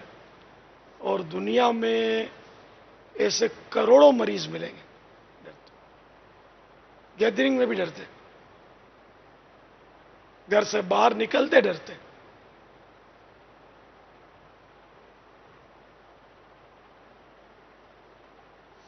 اللہ تعالیٰ آپ کو اس مرض سے شفا عطا فرمائے. بہت واقعی یہ بھی پریشان کن مرض ہے. اس میں یہ کہ اس کا علاج خود بھی کریں، نفسیاتی طور پر اپنے آپ اپنا ذہن بنائیں کہ یار کچھ بھی تو نہیں ہے، کس سے ڈر رہا ہوں، نظر تو نہیں آ رہا۔ قبرستان میں تو کئی بزرگوں نے بسیرا کیا ہوا تھا، وہ بھی اکیلے رہتے تھے۔ چلو ان بزرگوں کو آپ بولے وہ تو بزرگ تھے، آج بھی گور کن جو قبریں کھودتے ہیں اکیلے پڑے ہوتے قبرستان۔ جب دعوت اسلامی نہیں بنی تھی یا شاید پھر بن گئی تھی، نہیں تھی، تو ہم رمضان المبارک میں خاص کر ایک قافلے کی صورت میں رات کو قبرستان جاتے تھے موت کی یاد کے لیے۔ قبرستان میں چکر لگاتے، پھیرا لگاتے جاتے تھے، اندر تک جاتے تھے، اس کے سرے تک، اور بڑا راؤنڈ لگاتے تھے۔ قبرستان کا ایک حصہ یہ بہت سو نے دیکھا ہوگا، میری جہاں والدہ کی قبر ہے تو اس پہ تو ہزاروں اسلامی بھائیوں نے دیکھی ہوتی ہے، وہ بعض خوش نصیب بلکہ میرے محسن کہیے کہ حاضریاں بھی دیتے ہیں، اللہ ان کو جزائے خیر دے، اصالہ ثواب بھی کرتے رہتے ہیں۔ تو اس قبرستان کی بھی ایک گلی ہے اور یہ بہت طویل گلی ہے، چلتے جائیے چلتے جائیے چلتے جائیے تو آگے چل کر یہ گلی ختم ہو جاتی ہے، اور ایک کوئی مزار ہے، مزار کا کمپاؤنڈ ہے، اس میں قبریں، اس طرح کا کوئی سلسلہ آ جاتا ہے۔ انہیں کہ سمجھو کہ یہ بند رستہ ہے، طویل ہے، مگر اتنا طویل بھی نہیں ہے، چند منٹ کا ہے۔ تو ہم یہاں بھی جاتے تھے آخری تک۔ یہ جو علاقہ جو میں کہہ رہا ہوں نا، یہ بہت ڈراؤنا علاقہ ہے جس کی میں بات کر رہا ہوں، بند ہے نا، وہ سب طرف قبریں، کچھ بھی نہیں ہے، نہ انسان کچھ بھی نہیں ہے وہاں، نہ آمد و رفت ہے۔ تو اس میں ایک آدمی کو دیکھتا تھا بیچ میں قبرستان میں، اسی وہ گلی میں بیچ میں ایک آدمی اکیلا بے خبر سویا پڑا رہتا تھا۔ ہم جاتے تھے، نہ قدموں کی چاپ، بلکہ ہم تو ناتے بھی پڑھتے تھے، ناتے پڑھتے ہوئے گزرتے تھے۔ اس بندے کو کبھی میں نے ہلتے جلتے نہیں دیکھا کہ اس کی آنکھ کھلی ہو یا کروٹ بدلی ہو، بے خبر سویا پڑا رہتا تھا۔ کوئی بزرگی والا چہرہ بھی نہیں ہوتا تھا، شاید شیوڈ ہوتا تھا، شاید، اب یاد نہیں ہے پورا۔ تو ان کا کیا، قبرستانوں میں، قبروں میں مافیا اپنے اڈے بناتی ہے، پرانی قبروں میں اسلحہ چھپاتے ہیں، قبرستانوں میں جوا کھیلتے ہیں، قبرستانوں میں قتل کر کے لاشیں پھینکاتے ہیں، قبرستان میں اکیلے بیٹھ کر شرابیں بھی پیتے ہوں گے، ویسے اہالی موالی کبھی کبھی قبرستان میں اکیلے بیٹھے ہوتے ہیں یا 2-3 بیٹھے ہوتے ہیں۔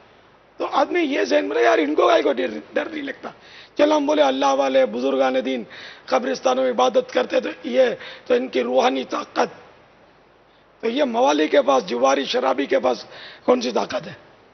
تو پتا چلا کہ قبرستان میں جو خوف آتا ہے یہ نفسیاتی خوف ہے، اور یہ گور کن جو ہوتے ہیں قبریں کھودنے والے، ان کا اڑیا، ان کے جھگیاں بنی ہوتی ہیں اندر، یہ رہتے ہیں اندر قبرستانوں میں، اکیلے جا کر قبروں میں موت کے آ جاتے ہوں گے، اندر لیٹرین تھوڑی ہوتے ہوں گے، پیشابیں بھی کرتے ہوں گے۔ یہ باقاعدہ اپنے یہاں میواشا قبرستان ہے، اس کے ساتھ ایک آبادی ہے، اس کا نام ہے جہان آباد،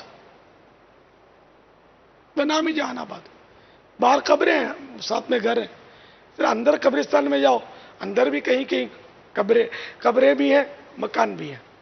اچھا، شیر شاہ باب المدینہ میں ایک علاقہ ہے، شیر شاہ، یہ قبرستان پر بنا ہوا ہے، یہ زمزم نگر سرفراز کالونی پوری بنی ہوئی ہے قبرستان پر، इनको काय को डर नहीं लगता?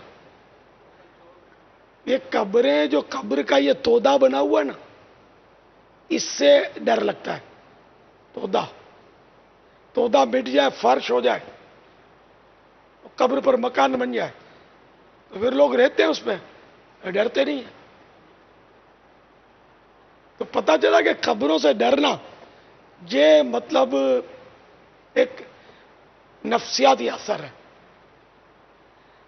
डरना नहीं, आपको मदीना जाना है, मस्जिद नबवी जाना है, आका की मस्जिद। आका की मस्जिद जब शुरू हुई, उस जमीन पर मुशरिकों की कब्रें थी। यकीनन उनमें अजाब भी होता होगा, मार पड़ती होगी, आग, सांप, बिच्छू। वो कब्रें मिटाकर उस पर मस्जिद नबवी बनी है। पता है किसी को? डरना नहीं। हालांकि काफिर की कब्र में तो अजाब, उसकी कब्र में अब भी अजाब हो रहा होगा, और ऊपर मस्जिद नबवी बनी हुई है। तो इसलिए वो कब्रों से, तो ये मैं उसका भी ज़हन बना रहा हूं, हम सभी का ज़हन बना रहा हूं कि हमको जो कब्रों से डर लगता है ये नफ्सियाती है।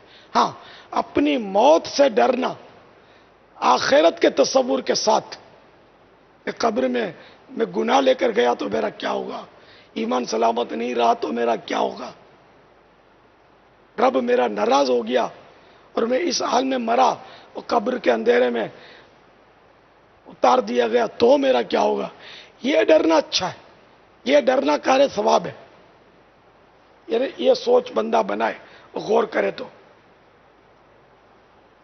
और नफ्सियाती तौर पर डरना ये अच्छा नहीं है, तो बंदे को दूर करेगा इबादत से। अल्लाह के लिए डरे, अल्लाह के डर से, यानी कि बंदा वो गमज़दा हो, रंजीदा हो, परेशान हो, टेंशन उसको आए तो अच्छा है, खौफ खुदा। मगर ये जो साहिल ने कहा वो खौफ खुदा वाला खौफ नहीं है, और ये मरज है और जो बहुत सौख है। अल्लाह इनको भी शिफा दे, और हम में से जो भी इसके मरीज हैं अल्लाह शिफा बख्शे और अपना खौफ दे, आखिरत का खौफ दे, कब्र के अंदरूनी मामलात का खौफ दे, बाहर के मिट्टी के ढेर का खौफ हमसे दूर कर दे, अंदर का खौफ। आमीन। इलाज, पांचों नमाजों के बाद जिसको खौफ आता है वो 100 बार या कगारो पढ़े। अव्वल आखिर एक बार या 3 बार दुरूद पाक, नीज रोजाना।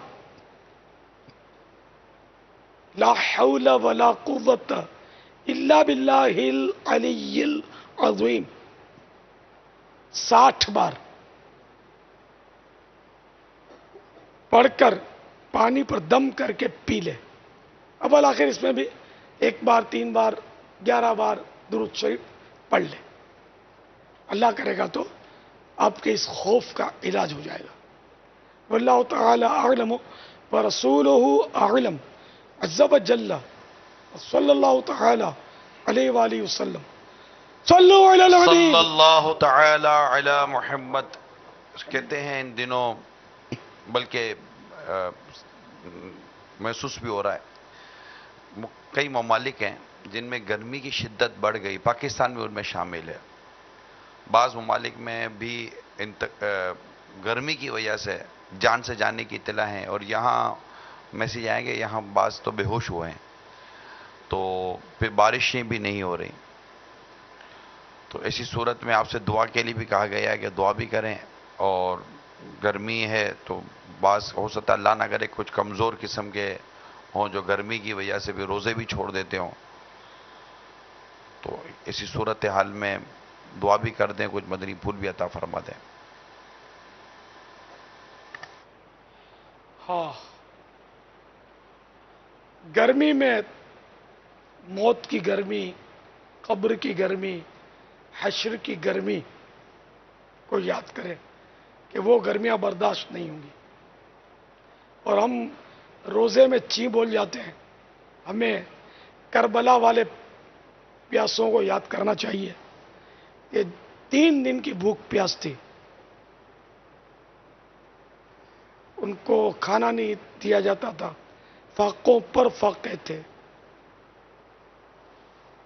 پانی کے قطرے قطرے کے لیے اہل بیت کو تڑپایا گیا، اور ننھے علی اصغر کے پیاسے گلے پر تیر چلایا گیا۔ 6 سال کا حقیقی مدنی منہ، 6 ماہ کا حقیقی مدنی منہ تھا علی اصغر رضی اللہ تعالیٰ عنہ۔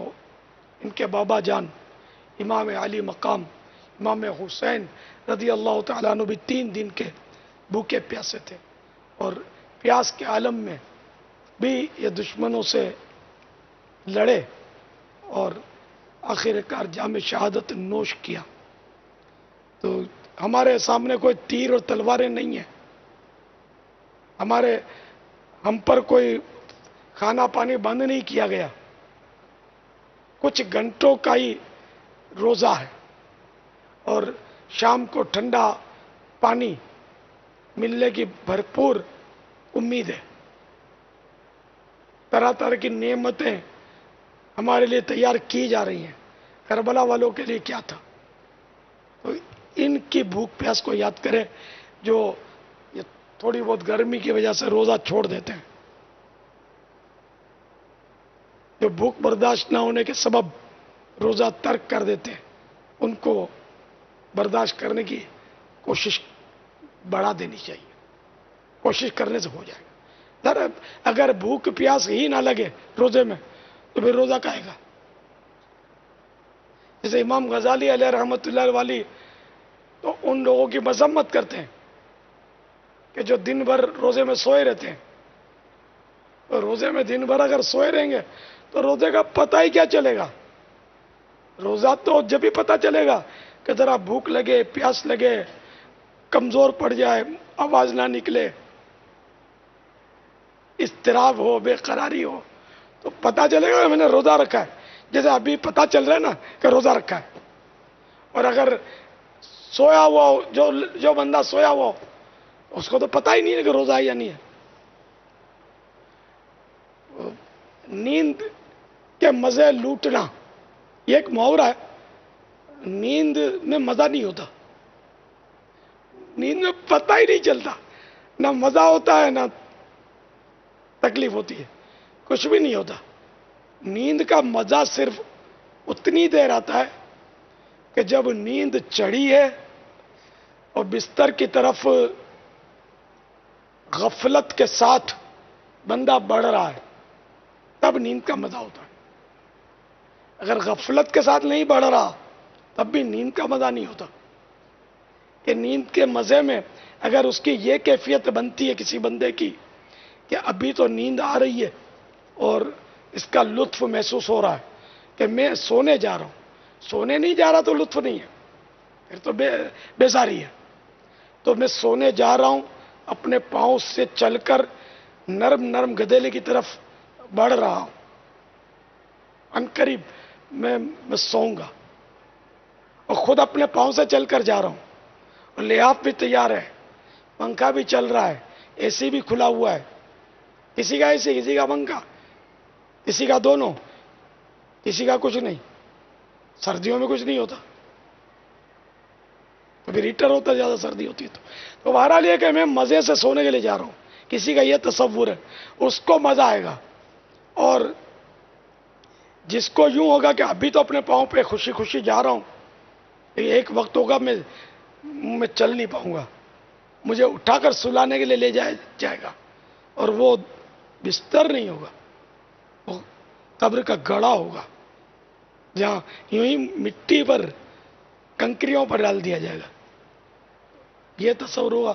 اب غفلت، کافور، اب تو سونے سے بھی بیزاری محسوس ہوگی کہ یار سونے کا جاؤ، سونے کا ٹائم آ گیا۔ اگر آنکھ نہیں کھلی تو، کیونکہ سونے میں بھی ایک طرح کی موت کی یاد ہے نا، تو اگر آنکھ ہی نہیں کھلی اور یوں ہی روح قبض ہو گئی تو بہت سو کی ہو بھی جاتی ہے، رات کو سویا نہیں اٹھا، لوگ بولتے ہیں نا ہارٹ فیل ہو گیا، تو میرا یہ ہو گیا تو ایمان ساتھ رہے گا کہ نہیں اس کی کوئی میرے پاس تو گارنٹی نہیں، کوئی اطلاع بھی نہیں ہے کہ تو بے فکر ہو جا، یہ تیرا ایمان ساتھ جائے گا.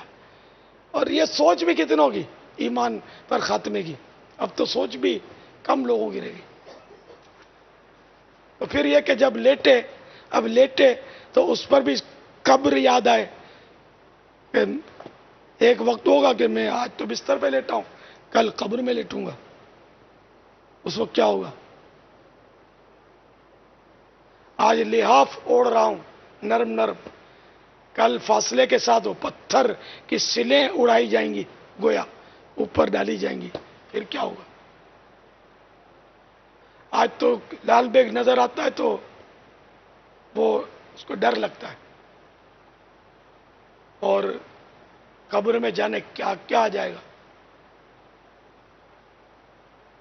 تو اس طرح کا اگر ذہن ہوگا تو اس کو پھر وہ آرام کا لطف اس کا کرکرا ہو جائے گا، مزہ کرکرا ہو جائے گا جب اس کی یہ سوچ بنے گی. وہ کیڑے دیکھے گا، مکوڑے دیکھے گا اگر باہر کے بھی، تو اس کو قبر کے کیڑے یاد آئیں گے. یار یہاں تو یہ کیڑے پر ابھی میں ہٹ جاؤں گا اس سے اور اس کو مار بھی سکتا ہوں، لیکن قبر میں اس کو ہٹانے پر بھی مجھے قدرت نہیں ہوگی کہ میں یوں کر کے ہٹا دوں. تو اس طرح کی یادیں جو ہوں گی نا، یہ اگر ہم اس طرح سوچ بنائیں گے نا تو بہت ساری دنیاوی پریشانیاں ہمیں ہلکی محسوس ہوگی. سخت ترین گرمی جو ہے نا، یہ بھی میں صحیح عرض کر رہا ہوں، اگر ہم اس کا ذہن بنا لیں گے نا تو ہم کو اس کی تکلیف کم ہو جائے گی. احساس اگر اندر پیدا ہو گیا آخرت کی گرمی کا، قیامت کی گرمی کا. لیکن ایسا ہوتا نہیں ہے، ہمارے ساتھ ایسا ہوتا نہیں ہے، ہماری توجہ ہی نہیں ہوتی، کہ ہماری ایسی صحبت نہیں ہے، ایسا ماحول نہیں ہے، ایسی باتیں سننے والی محافل اجتماعات میں ہماری حاضریاں نہیں ہیں، نہ ہونے کے برابر. اب سن بھی لی تو بعد میں غافلوں کی صحبت میں چلے جائیں گے تو وہی بات خراب ہو جائے گی. غافل کی صحبت تو بہت بری ہے.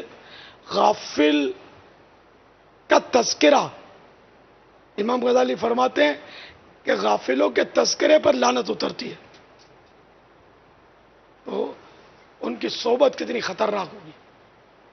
یعنی اس کے ضمن میں بیان کیا ہے، وہ عند ذکر الصالحین تنزل الرحمہ یا تنزل الرحمہ، دونوں تنزل الرحمہ. عند ذکر الصالحین تنزل الرحمہ، کہ نیک بندوں کے تذکرے کے وقت رحمت کا نزول ہوتا ہے. تو جب نیک بندوں کے تذکرے کے وقت رحمت کا نزول ہوتا ہے، رحمت اترتی ہے، تو ان کی صحبت میں کتنی رحمت اترتی ہوگی. تنزل الرحمہ بھی ہے اور تنزل الرحمہ. تنزلو تتنزلو نہیں. اچھا چلو ایک اتفاق رائے سے تنزیل الرحمہ. تو یہ سرکار صلی اللہ تعالی علیہ وآلہ وسلم کی طرف منسوب بھی ہے. اس میں احیاء العلوم میں سرکار کی طرف منسوب ہے، لیکن اس کی جو شرح لکھی ہے نا انہوں نے غالباً یہ لکھا ہے کہ یہ ملا نہیں. ان کی طرف تو ہے، یہ اس میں اپنے حلیت الاولیاء میں غالباً ان کی طرف منسوب ہے. بہرحال تو مضبوط یہی ہے کہ سفیان بن عیینہ رضی اللہ تعالیٰ عنہ کا یہ فرمان ہے، عند ذکر الصالحین تنزل الرحمہ.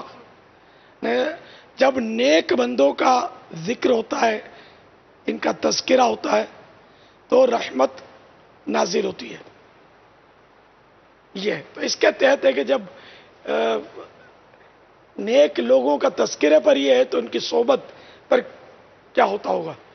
غالباً یہ اس پر ہے، خیر ہوا یا نہیں ہے تو یہ ویسے سمجھ میں آنے والی بات ہے کہ ان کی صحبت اس سے زیادہ بابرکت ہونی چاہیے. اچھا پھر امام غزالی نے غافلوں کا لکھا ہے کہ نیک بندوں پر تو رحمت اور غافلوں کے تذکرے پر لعنت اترتی ہے. جب لعنت ان کے تذکرے پر اترتی ہے تو ان کی صحبت پر کتنا نقصان ہوتا ہوگا. تو غافلوں سے تو دور ہی رہنا. غافل الگ، ہر غافل فاسق نہیں ہوتا. فاسق تو گویا لعنت میں ڈوبا ہوا ہوتا ہے، یوں سمجھو، اتنا برائی میں ہوتا ہے، اللہ کا سخت نافرمان ہوتا ہے فاسق. اور فاسق کی تعریف جب کی جاتی ہے تو اللہ کا عرش ہلنے لگتا ہے. اللہ اتنا غضبناک ہوتا ہے. آج کل تو فاسقوں کے ہی قصیدے پڑھے جا رہے ہوتے ہیں، ان کے ہی فضائل بیان ہوتے ہیں، ان کی تعریفوں کے پل باندھے جاتے ہیں. بدقسمتی ہے، بہت نازک دور آ گیا. دعا کرتے ہیں یا اللہ پیارے حبیب صلی اللہ تعالی علیہ وآلہ وسلم کا واسطہ اس وقت جہاں جہاں گرمیاں شدت پر ہیں، امت تکلیف میں ہے، یا اللہ آسانیاں اور عافیت عنایت فرما دے. یا اللہ تجھ سے عشر رحمت کے صدقے میں ہم رحمت کا سوال کرتے ہیں. ہم آزمائش کے قابل نہیں. یا اللہ ہم گرمیوں کی شدت برداشت نہیں کر سکتے، ہم کمزور لوگ ہیں. اے اللہ آسانی کر دے. اے میرے مولا رحمت کی بارش برسا دے. یا اللہ رحمت کی بارش برسا دے. اے میرے مولا رحمت کی بارش برسا دے. سبحانک اللہم وبحمدک لا الہ الا انت استغفرک واتوب الیک. سبحانک اللہم وبحمدک لا الہ الا انت استغفرک واتوب الیک. سبحانک اللہم وبحمدک لا الہ الا انت استغفرک واتوب الیک. صلو علی الحبیب صلی اللہ تعالی علی محمد.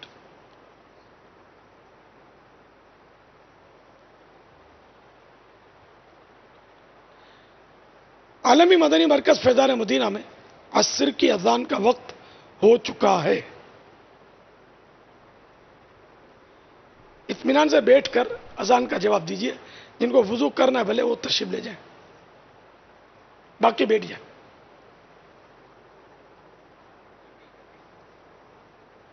الرحمن الرحیم. الصلاة والسلام علیک یا رسول اللہ وعلى آلك واصحابك يا حبيب الله. الصلاة والسلام عليك يا نبي الله وعلى آلك واصحابك يا نور الله. عاشقان رسول متوجہ ہوں اللہ کی رضا کے لیے اذان کا احترام کرتے ہوئے گفتگو اور کام کاج روک کر اذان کا جواب دیجیے اور ڈھیروں نیکیاں کمائیے.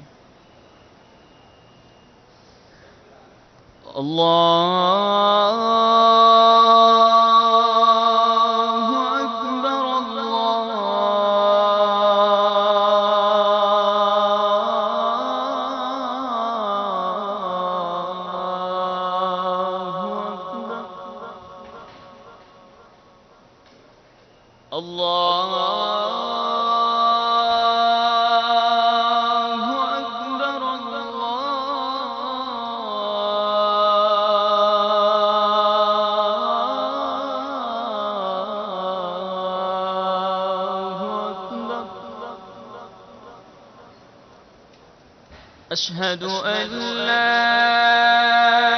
إله إلا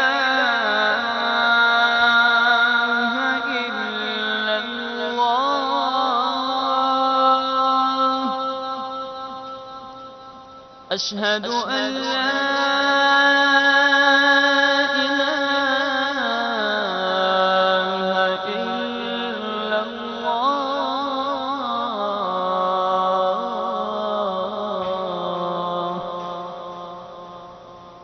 أشهد أن محمدا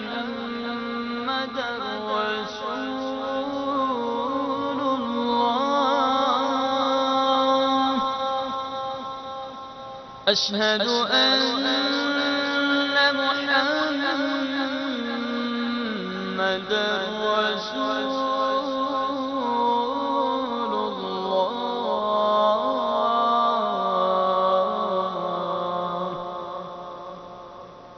حي على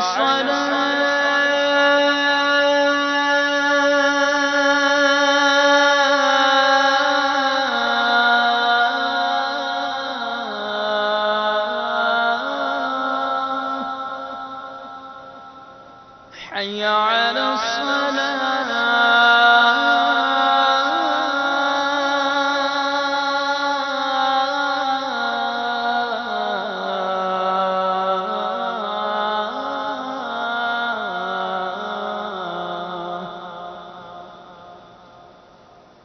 حي على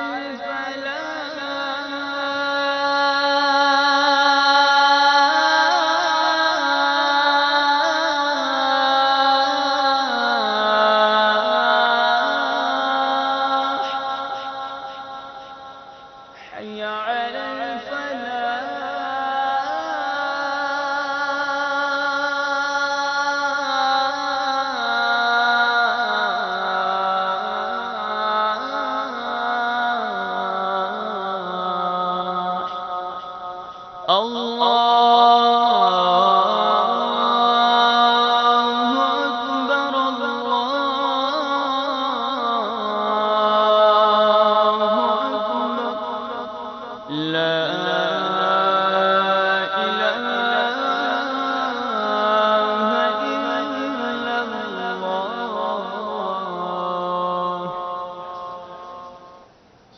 والسلام عليك يا رسول الله وعلى آلك وأصحابك يا حبيب الله. الصلاة والسلام عليك يا نبي الله وعلى آلك وأصحابك يا نور الله. اللهم رب هذه الدعوة التامة والصلاة القائمة آت محمدا الوسيلة والفضيلة والدرجة الرفيعة وابعثه مقاما محمودا الذي وعدته وارزقنا شفاعته يوم القيامة إنك لا تخلف الميعاد. الصلاة والسلام عليك يا نبي الله وعلى آلك وأصحابك يا نور الله. دعوت اسلامی کے عالمی مدنی مرکز فیضان مدینہ میں عصر کی جماعت کا وقت 6 بجے ہے. دعوت اسلامی کے عالمی مدنی مرکز فیضان مدینہ میں عصر کی جماعت کا وقت 6 بجے ہے. دعوت اسلامی کے عالمی مدنی مرکز فیضان مدینہ میں عصر کی جماعت کا وقت 6 بجے ہے.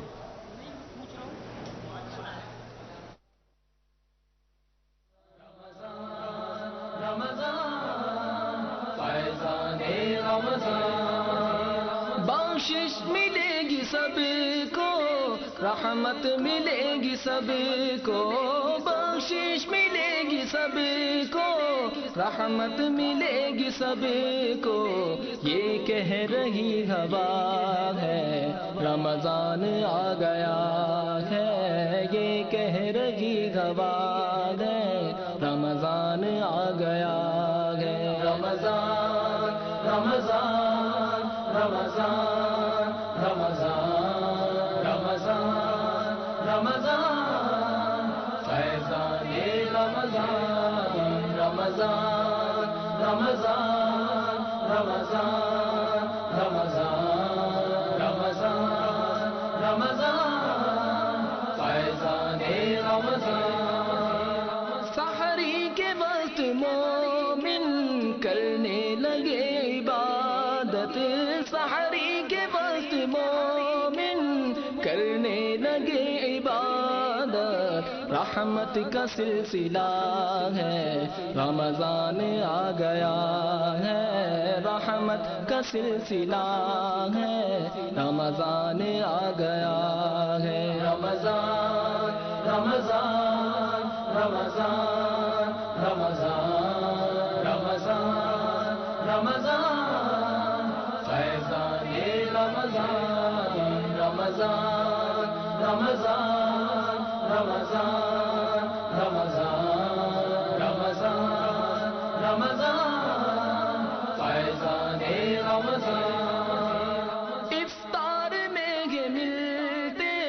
انعام خاص رب کے افطار میں یہ ملتے، انعام خاص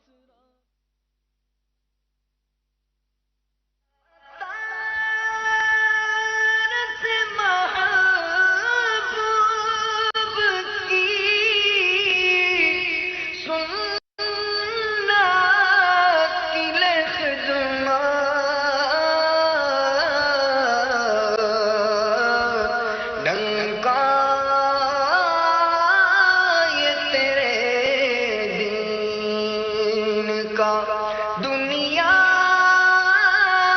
میں بجا دے،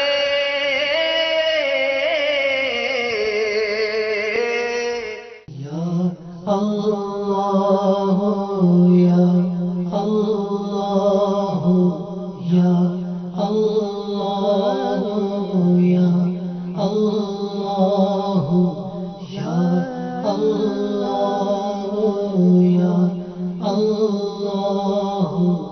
یا اللہ یا اللہ یا اللہ یا اللہ. الحمد لله رب العالمين والصلاة والسلام على سيد المرسلين، أما بعد فأعوذ بالله من الشيطان الرجيم. بسم الله الرحمن الرحيم. الصلاة والسلام عليك يا رسول الله وعلى آلك وأصحابك يا حبيب الله. الصلاة والسلام عليك يا نبي الله وعلى آلك وأصحابك يا نور الله. سرکار نامدار، مدینے کے تاجدار، رسولوں کے سردار، شفیع روز شمار، دو عالم کے مالک و مختار، بعطائے پروردگار جناب احمد مختار صلی اللہ تعالی علیہ وآلہ وسلم پر درود و سلام پڑھنے کے بے شمار فضائل و برکات ہیں.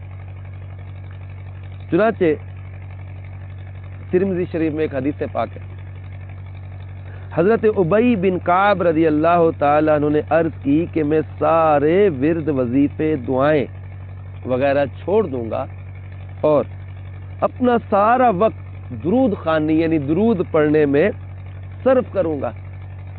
تو سرکار مدینہ صلی اللہ تعالی علیہ وسلم نے فرمایا، یہ تمہاری فکروں کو دور کرنے کے لیے کافی ہوگا اور تمہارے گناہ معاف کر دیے جائیں گے. صلو علی الحبیب صلی اللہ تعالی علی محمد وعلی آلہ وصحبہ وبارک وسلم. میٹھے میٹھے اسلامی بھائیوں، مدنی چینل کے ناظرین اور پیارے پیارے مدنی منوں، آج آپ کو ایک اور بہت ہی پیاری سبق آموز، نصیحت آموز کہانی سناتا ہوں. اور یہ پتہ ہے وہ کون سا واقعہ ہے؟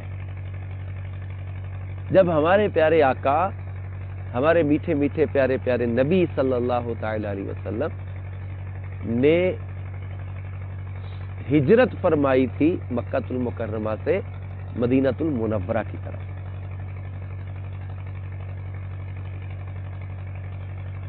کیونکہ کافر جو تھے نا، غیر مسلم جو تھے مکے کے، وہ نبی پاک صلی اللہ تعالی علیہ وسلم کے دشمن بنے ہوئے تھے اور آپ صلی اللہ تعالی علیہ وسلم کو معاذ اللہ شہید کر دینا چاہتے تھے. تو ان لوگوں نے آپ کے گھر کا محاصرہ کر لیا، یعنی گھیرا ڈال لیا. اللہ تبارک و تعالیٰ کو اپنے محبوب علیہ الصلوۃ والسلام کی حفاظت کرنی تھی، تو اللہ تعالیٰ نے اپنے محبوب کی حفاظت فرمائی اور آپ کو ہجرت کا حکم ارشاد فرما دیا. چنانچہ پیارے آقا صلی اللہ تعالی علیہ وسلم اپنے گھر سے حضرت مولا مشکل کشا علی المرتضیٰ کو اپنے بستر پر لٹا کے آپ سیدنا صدیق اکبر کے گھر کی طرف تشریف لے گئے. حضرت علی سے یہ فرمایا کہ یہ لوگ مکے کے جو ہیں، ان کی امانتیں میرے پاس ہیں، تم ان کی امانتیں ان کو لوٹا کر تم ہمارے پاس آ جانا مدینہ میں، مدینہ پاک میں. تو سرکار صلی اللہ علیہ وسلم نے صدیق اکبر رضی اللہ تعالیٰ عنہ کو لیا ساتھ اور ہجرت کا سفر شروع ہوا۔ لیکن جب پیارے آقا صلی اللہ تعالیٰ علیہ وسلم مکے سے نکلنے لگے تو اس وقت پیارے آقا صلی اللہ تعالیٰ علیہ وسلم نے خانہ کعبہ پر نظر ڈال کر اشکبار آنکھوں سے یہ کہا، اے مکہ کی سرزمین، تو مجھے اللہ کی ساری زمینوں سے زیادہ محبوب ہے اور بے شک اللہ کی تمام زمینوں سے اللہ کو زیادہ پیاری ہے۔ اگر تیرے رہنے والوں نے مجھے یہاں سے نہ نکالا ہوتا تو میں کبھی تجھ سے نہ نکلتا۔ تو یوں پیارے آقا صلی اللہ تعالی وسلم اپنا گھر بار سب کچھ چھوڑ کے ہجرت فرما گئے۔ لیکن ہجرت میں ایک بڑا دلچسپ، سبق آموز، نصیحت آموز، ایمان افروز واقعہ بھی ہوا۔ وہ کیا تھا کہ جب سیدنا صدیق اکبر رضی اللہ تعالیٰ عنہ سرکار صلی اللہ علیہ وسلم کے ساتھ مکے سے نکلے، اندھیری رات تھی، بھوک کا عالم، اور اب پیچھے دشمن کا خطرہ، ایک اندھیری غار کی طرف سرکار صلی اللہ علیہ وسلم اور سیدنا صدیق اکبر جا رہے تھے۔ بہت دشوار گزار پہاڑیوں کے درمیان میں ایک پہاڑی کی چوٹی پر غار ثور، غار ثور میں یہ جا کر چھپ گئے تاکہ کسی کو پتہ نہ چلے۔ اب جب چل رہے تھے تو سیدنا ابو بکر صدیق رضی اللہ تعالیٰ عنہ، جو ہمارے آقا صلی اللہ علیہ وسلم کے جان نثار صحابی غلام تھے، تو صدیق اکبر رضی اللہ تعالیٰ عنہ چلتے چلتے کبھی آگے چلنے لگ جاتے، کبھی پیچھے چلنے لگ جاتے، کبھی دائیں طرف چلنے لگ جاتے، کبھی بائیں طرف چلنے لگ جاتے۔ اندھیرا تھا، خوف۔ تو سرکار صلی اللہ تعالی علیہ وآلہ وسلم نے پوچھا، اے ابو بکر یہ کیا ماجرا ہے؟ کبھی تم آگے چلنے لگ جاتے ہو، کبھی پیچھے چلنے لگ جاتے ہو، کبھی دائیں کبھی بائیں۔ تو عرض کیا، یا رسول اللہ صلی اللہ علیہ وسلم، کبھی خیال آتا ہے کہ کہیں دشمن پیچھے سے تعاقب میں نہ آ جائے، حملہ نہ کر دے، تو آپ کے پیچھے پیچھے چلنے لگ جاتے۔ کبھی دل میں خیال آتا ہے کہ سامنے سے نہ کوئی دشمن آ جائے، کبھی خیال آتا ہے دائیں طرف سے کوئی دشمن حملہ نہ کر دے، کبھی دل میں خیال آتا ہے بائیں طرف سے کوئی دشمن حملہ نہ کر دے۔ تو میں اس لیے کبھی دائیں کبھی بائیں کبھی آگے کہ جو حملہ ہونا ہے پہلے میرا سینہ حاضر ہے، میں اپنے آقا پر قربان ہو جاؤں۔ دشمن نے حملہ کرنا ہے، مجھ پر کر لے، میرے آقا کو تکلیف نہ پہنچائے صلی اللہ علیہ وسلم۔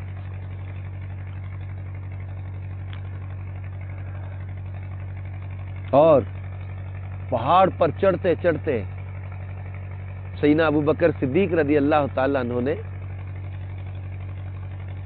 پیارے آقا صلی اللہ تعالی علیہ وسلم کو اپنے کندھوں پہ اٹھایا۔ کیوں؟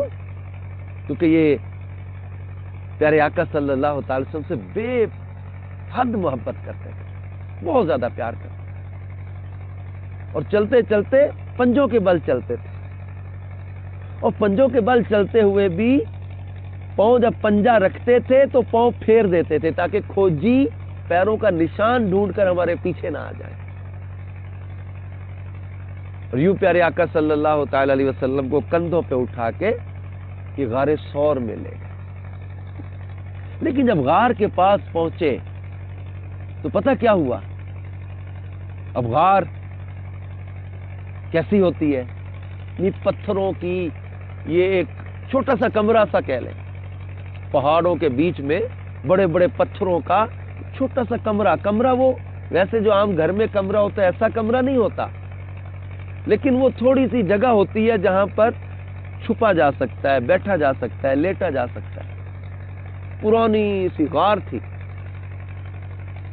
حضرت سیدنا ابو بکر صدیق رضی اللہ تعالی عنہ نے یہ عرض کی کہ یا رسول اللہ صلی اللہ علیہ وسلم، میں اس خدا کا واسطہ دے کر جس نے آپ کو حق کے ساتھ مبعوث فرمایا ہے۔ عرض کرتا ہوں کہ آپ غار میں تشریف نہ لے جائیے، پہلے میں داخل ہوں گا، اگر وہاں کوئی تکلیف دینے والی چیز ہو تو وہ پہلے مجھے اذیت پہنچائے۔ دیکھو کتنی محبت تھی اپنے آقا صلی اللہ تعالی علیہ وسلم۔ اندھیری غار تھی، اندر اندھیرا ہی اندھیرا تھا، کوئی سانپ، کوئی بچھو، کوئی کیڑا، کوئی جانور حملہ کرنے والا اندر چھپا بیٹھا ہو، اب منہ اندر کرنا تھا تو سیدنا ابو بکر صدیق رضی اللہ تعالیٰ کا کہ پہلے میں اندر منہ کروں گا، اگر کوئی چیز ہو تو مجھ پر حملہ کر لے، میرے آقا صلی اللہ علیہ وسلم کو تکلیف نہ پہنچے۔ تو حضرت سیدنا ابو بکر صدیق رضی اللہ تعالیٰ اندر تشریف لے گئے۔ اب جب غار کے اندر سیدنا ابو بکر صدیق رضی اللہ تعالیٰ عنہ گئے تو اندر اندھیرا تھا، بالکل گپ اندھیرا، تاریک غار، صاف کی غار کو، اور غار کے چپے چپے کو ہاتھوں سے ٹٹول ٹٹول کر دیکھا، جہاں جہاں سوراخ معلوم ہوئے اپنی چادر پھاڑ پھاڑ کر سوراخوں کو بند کر دیا، ایک سوراخ بچ گیا، چادر ختم ہو گئی۔ اب اس سوراخ کے اوپر انہوں نے اپنے پاؤں کی ایڑی رکھ لی۔ سوراخ کیوں بند کیے؟ سوراخ اس لیے بند کیے کہ اس میں سے کچھ سانپ، کوئی بچھو، کوئی جانور، زہریلی چیز نہ نکل آئے۔ غار ثور کہاں ہے؟ مکہ المکرمہ سے دائیں جانب محلہ مسفلہ کی طرف کم و بیش 4 کلومیٹر پر واقع جبل ثور میں، یعنی پہاڑ ہے ثور، اس پہاڑ کی چوٹی پر اوپر غار ثور ہے۔ تو اس مقدس غار کا ذکر قرآن پاک میں بھی ہے۔ مکہ مدینے کے تاجور صلی اللہ تعالی علیہ وآلہ وسلم اپنے یار غار و یار مزار عاشق اکبر حضرت سیدنا صدیق اکبر کے ساتھ ہجرت کے وقت یہاں تشریف لائے اور 3 راتیں یہاں قیام فرمایا۔ آج بھی موجود ہے اور عاشقان رسول اس کی زیارت کے لیے جاتے ہیں۔ ہم بھی جب مدینے جائیں گے، مکہ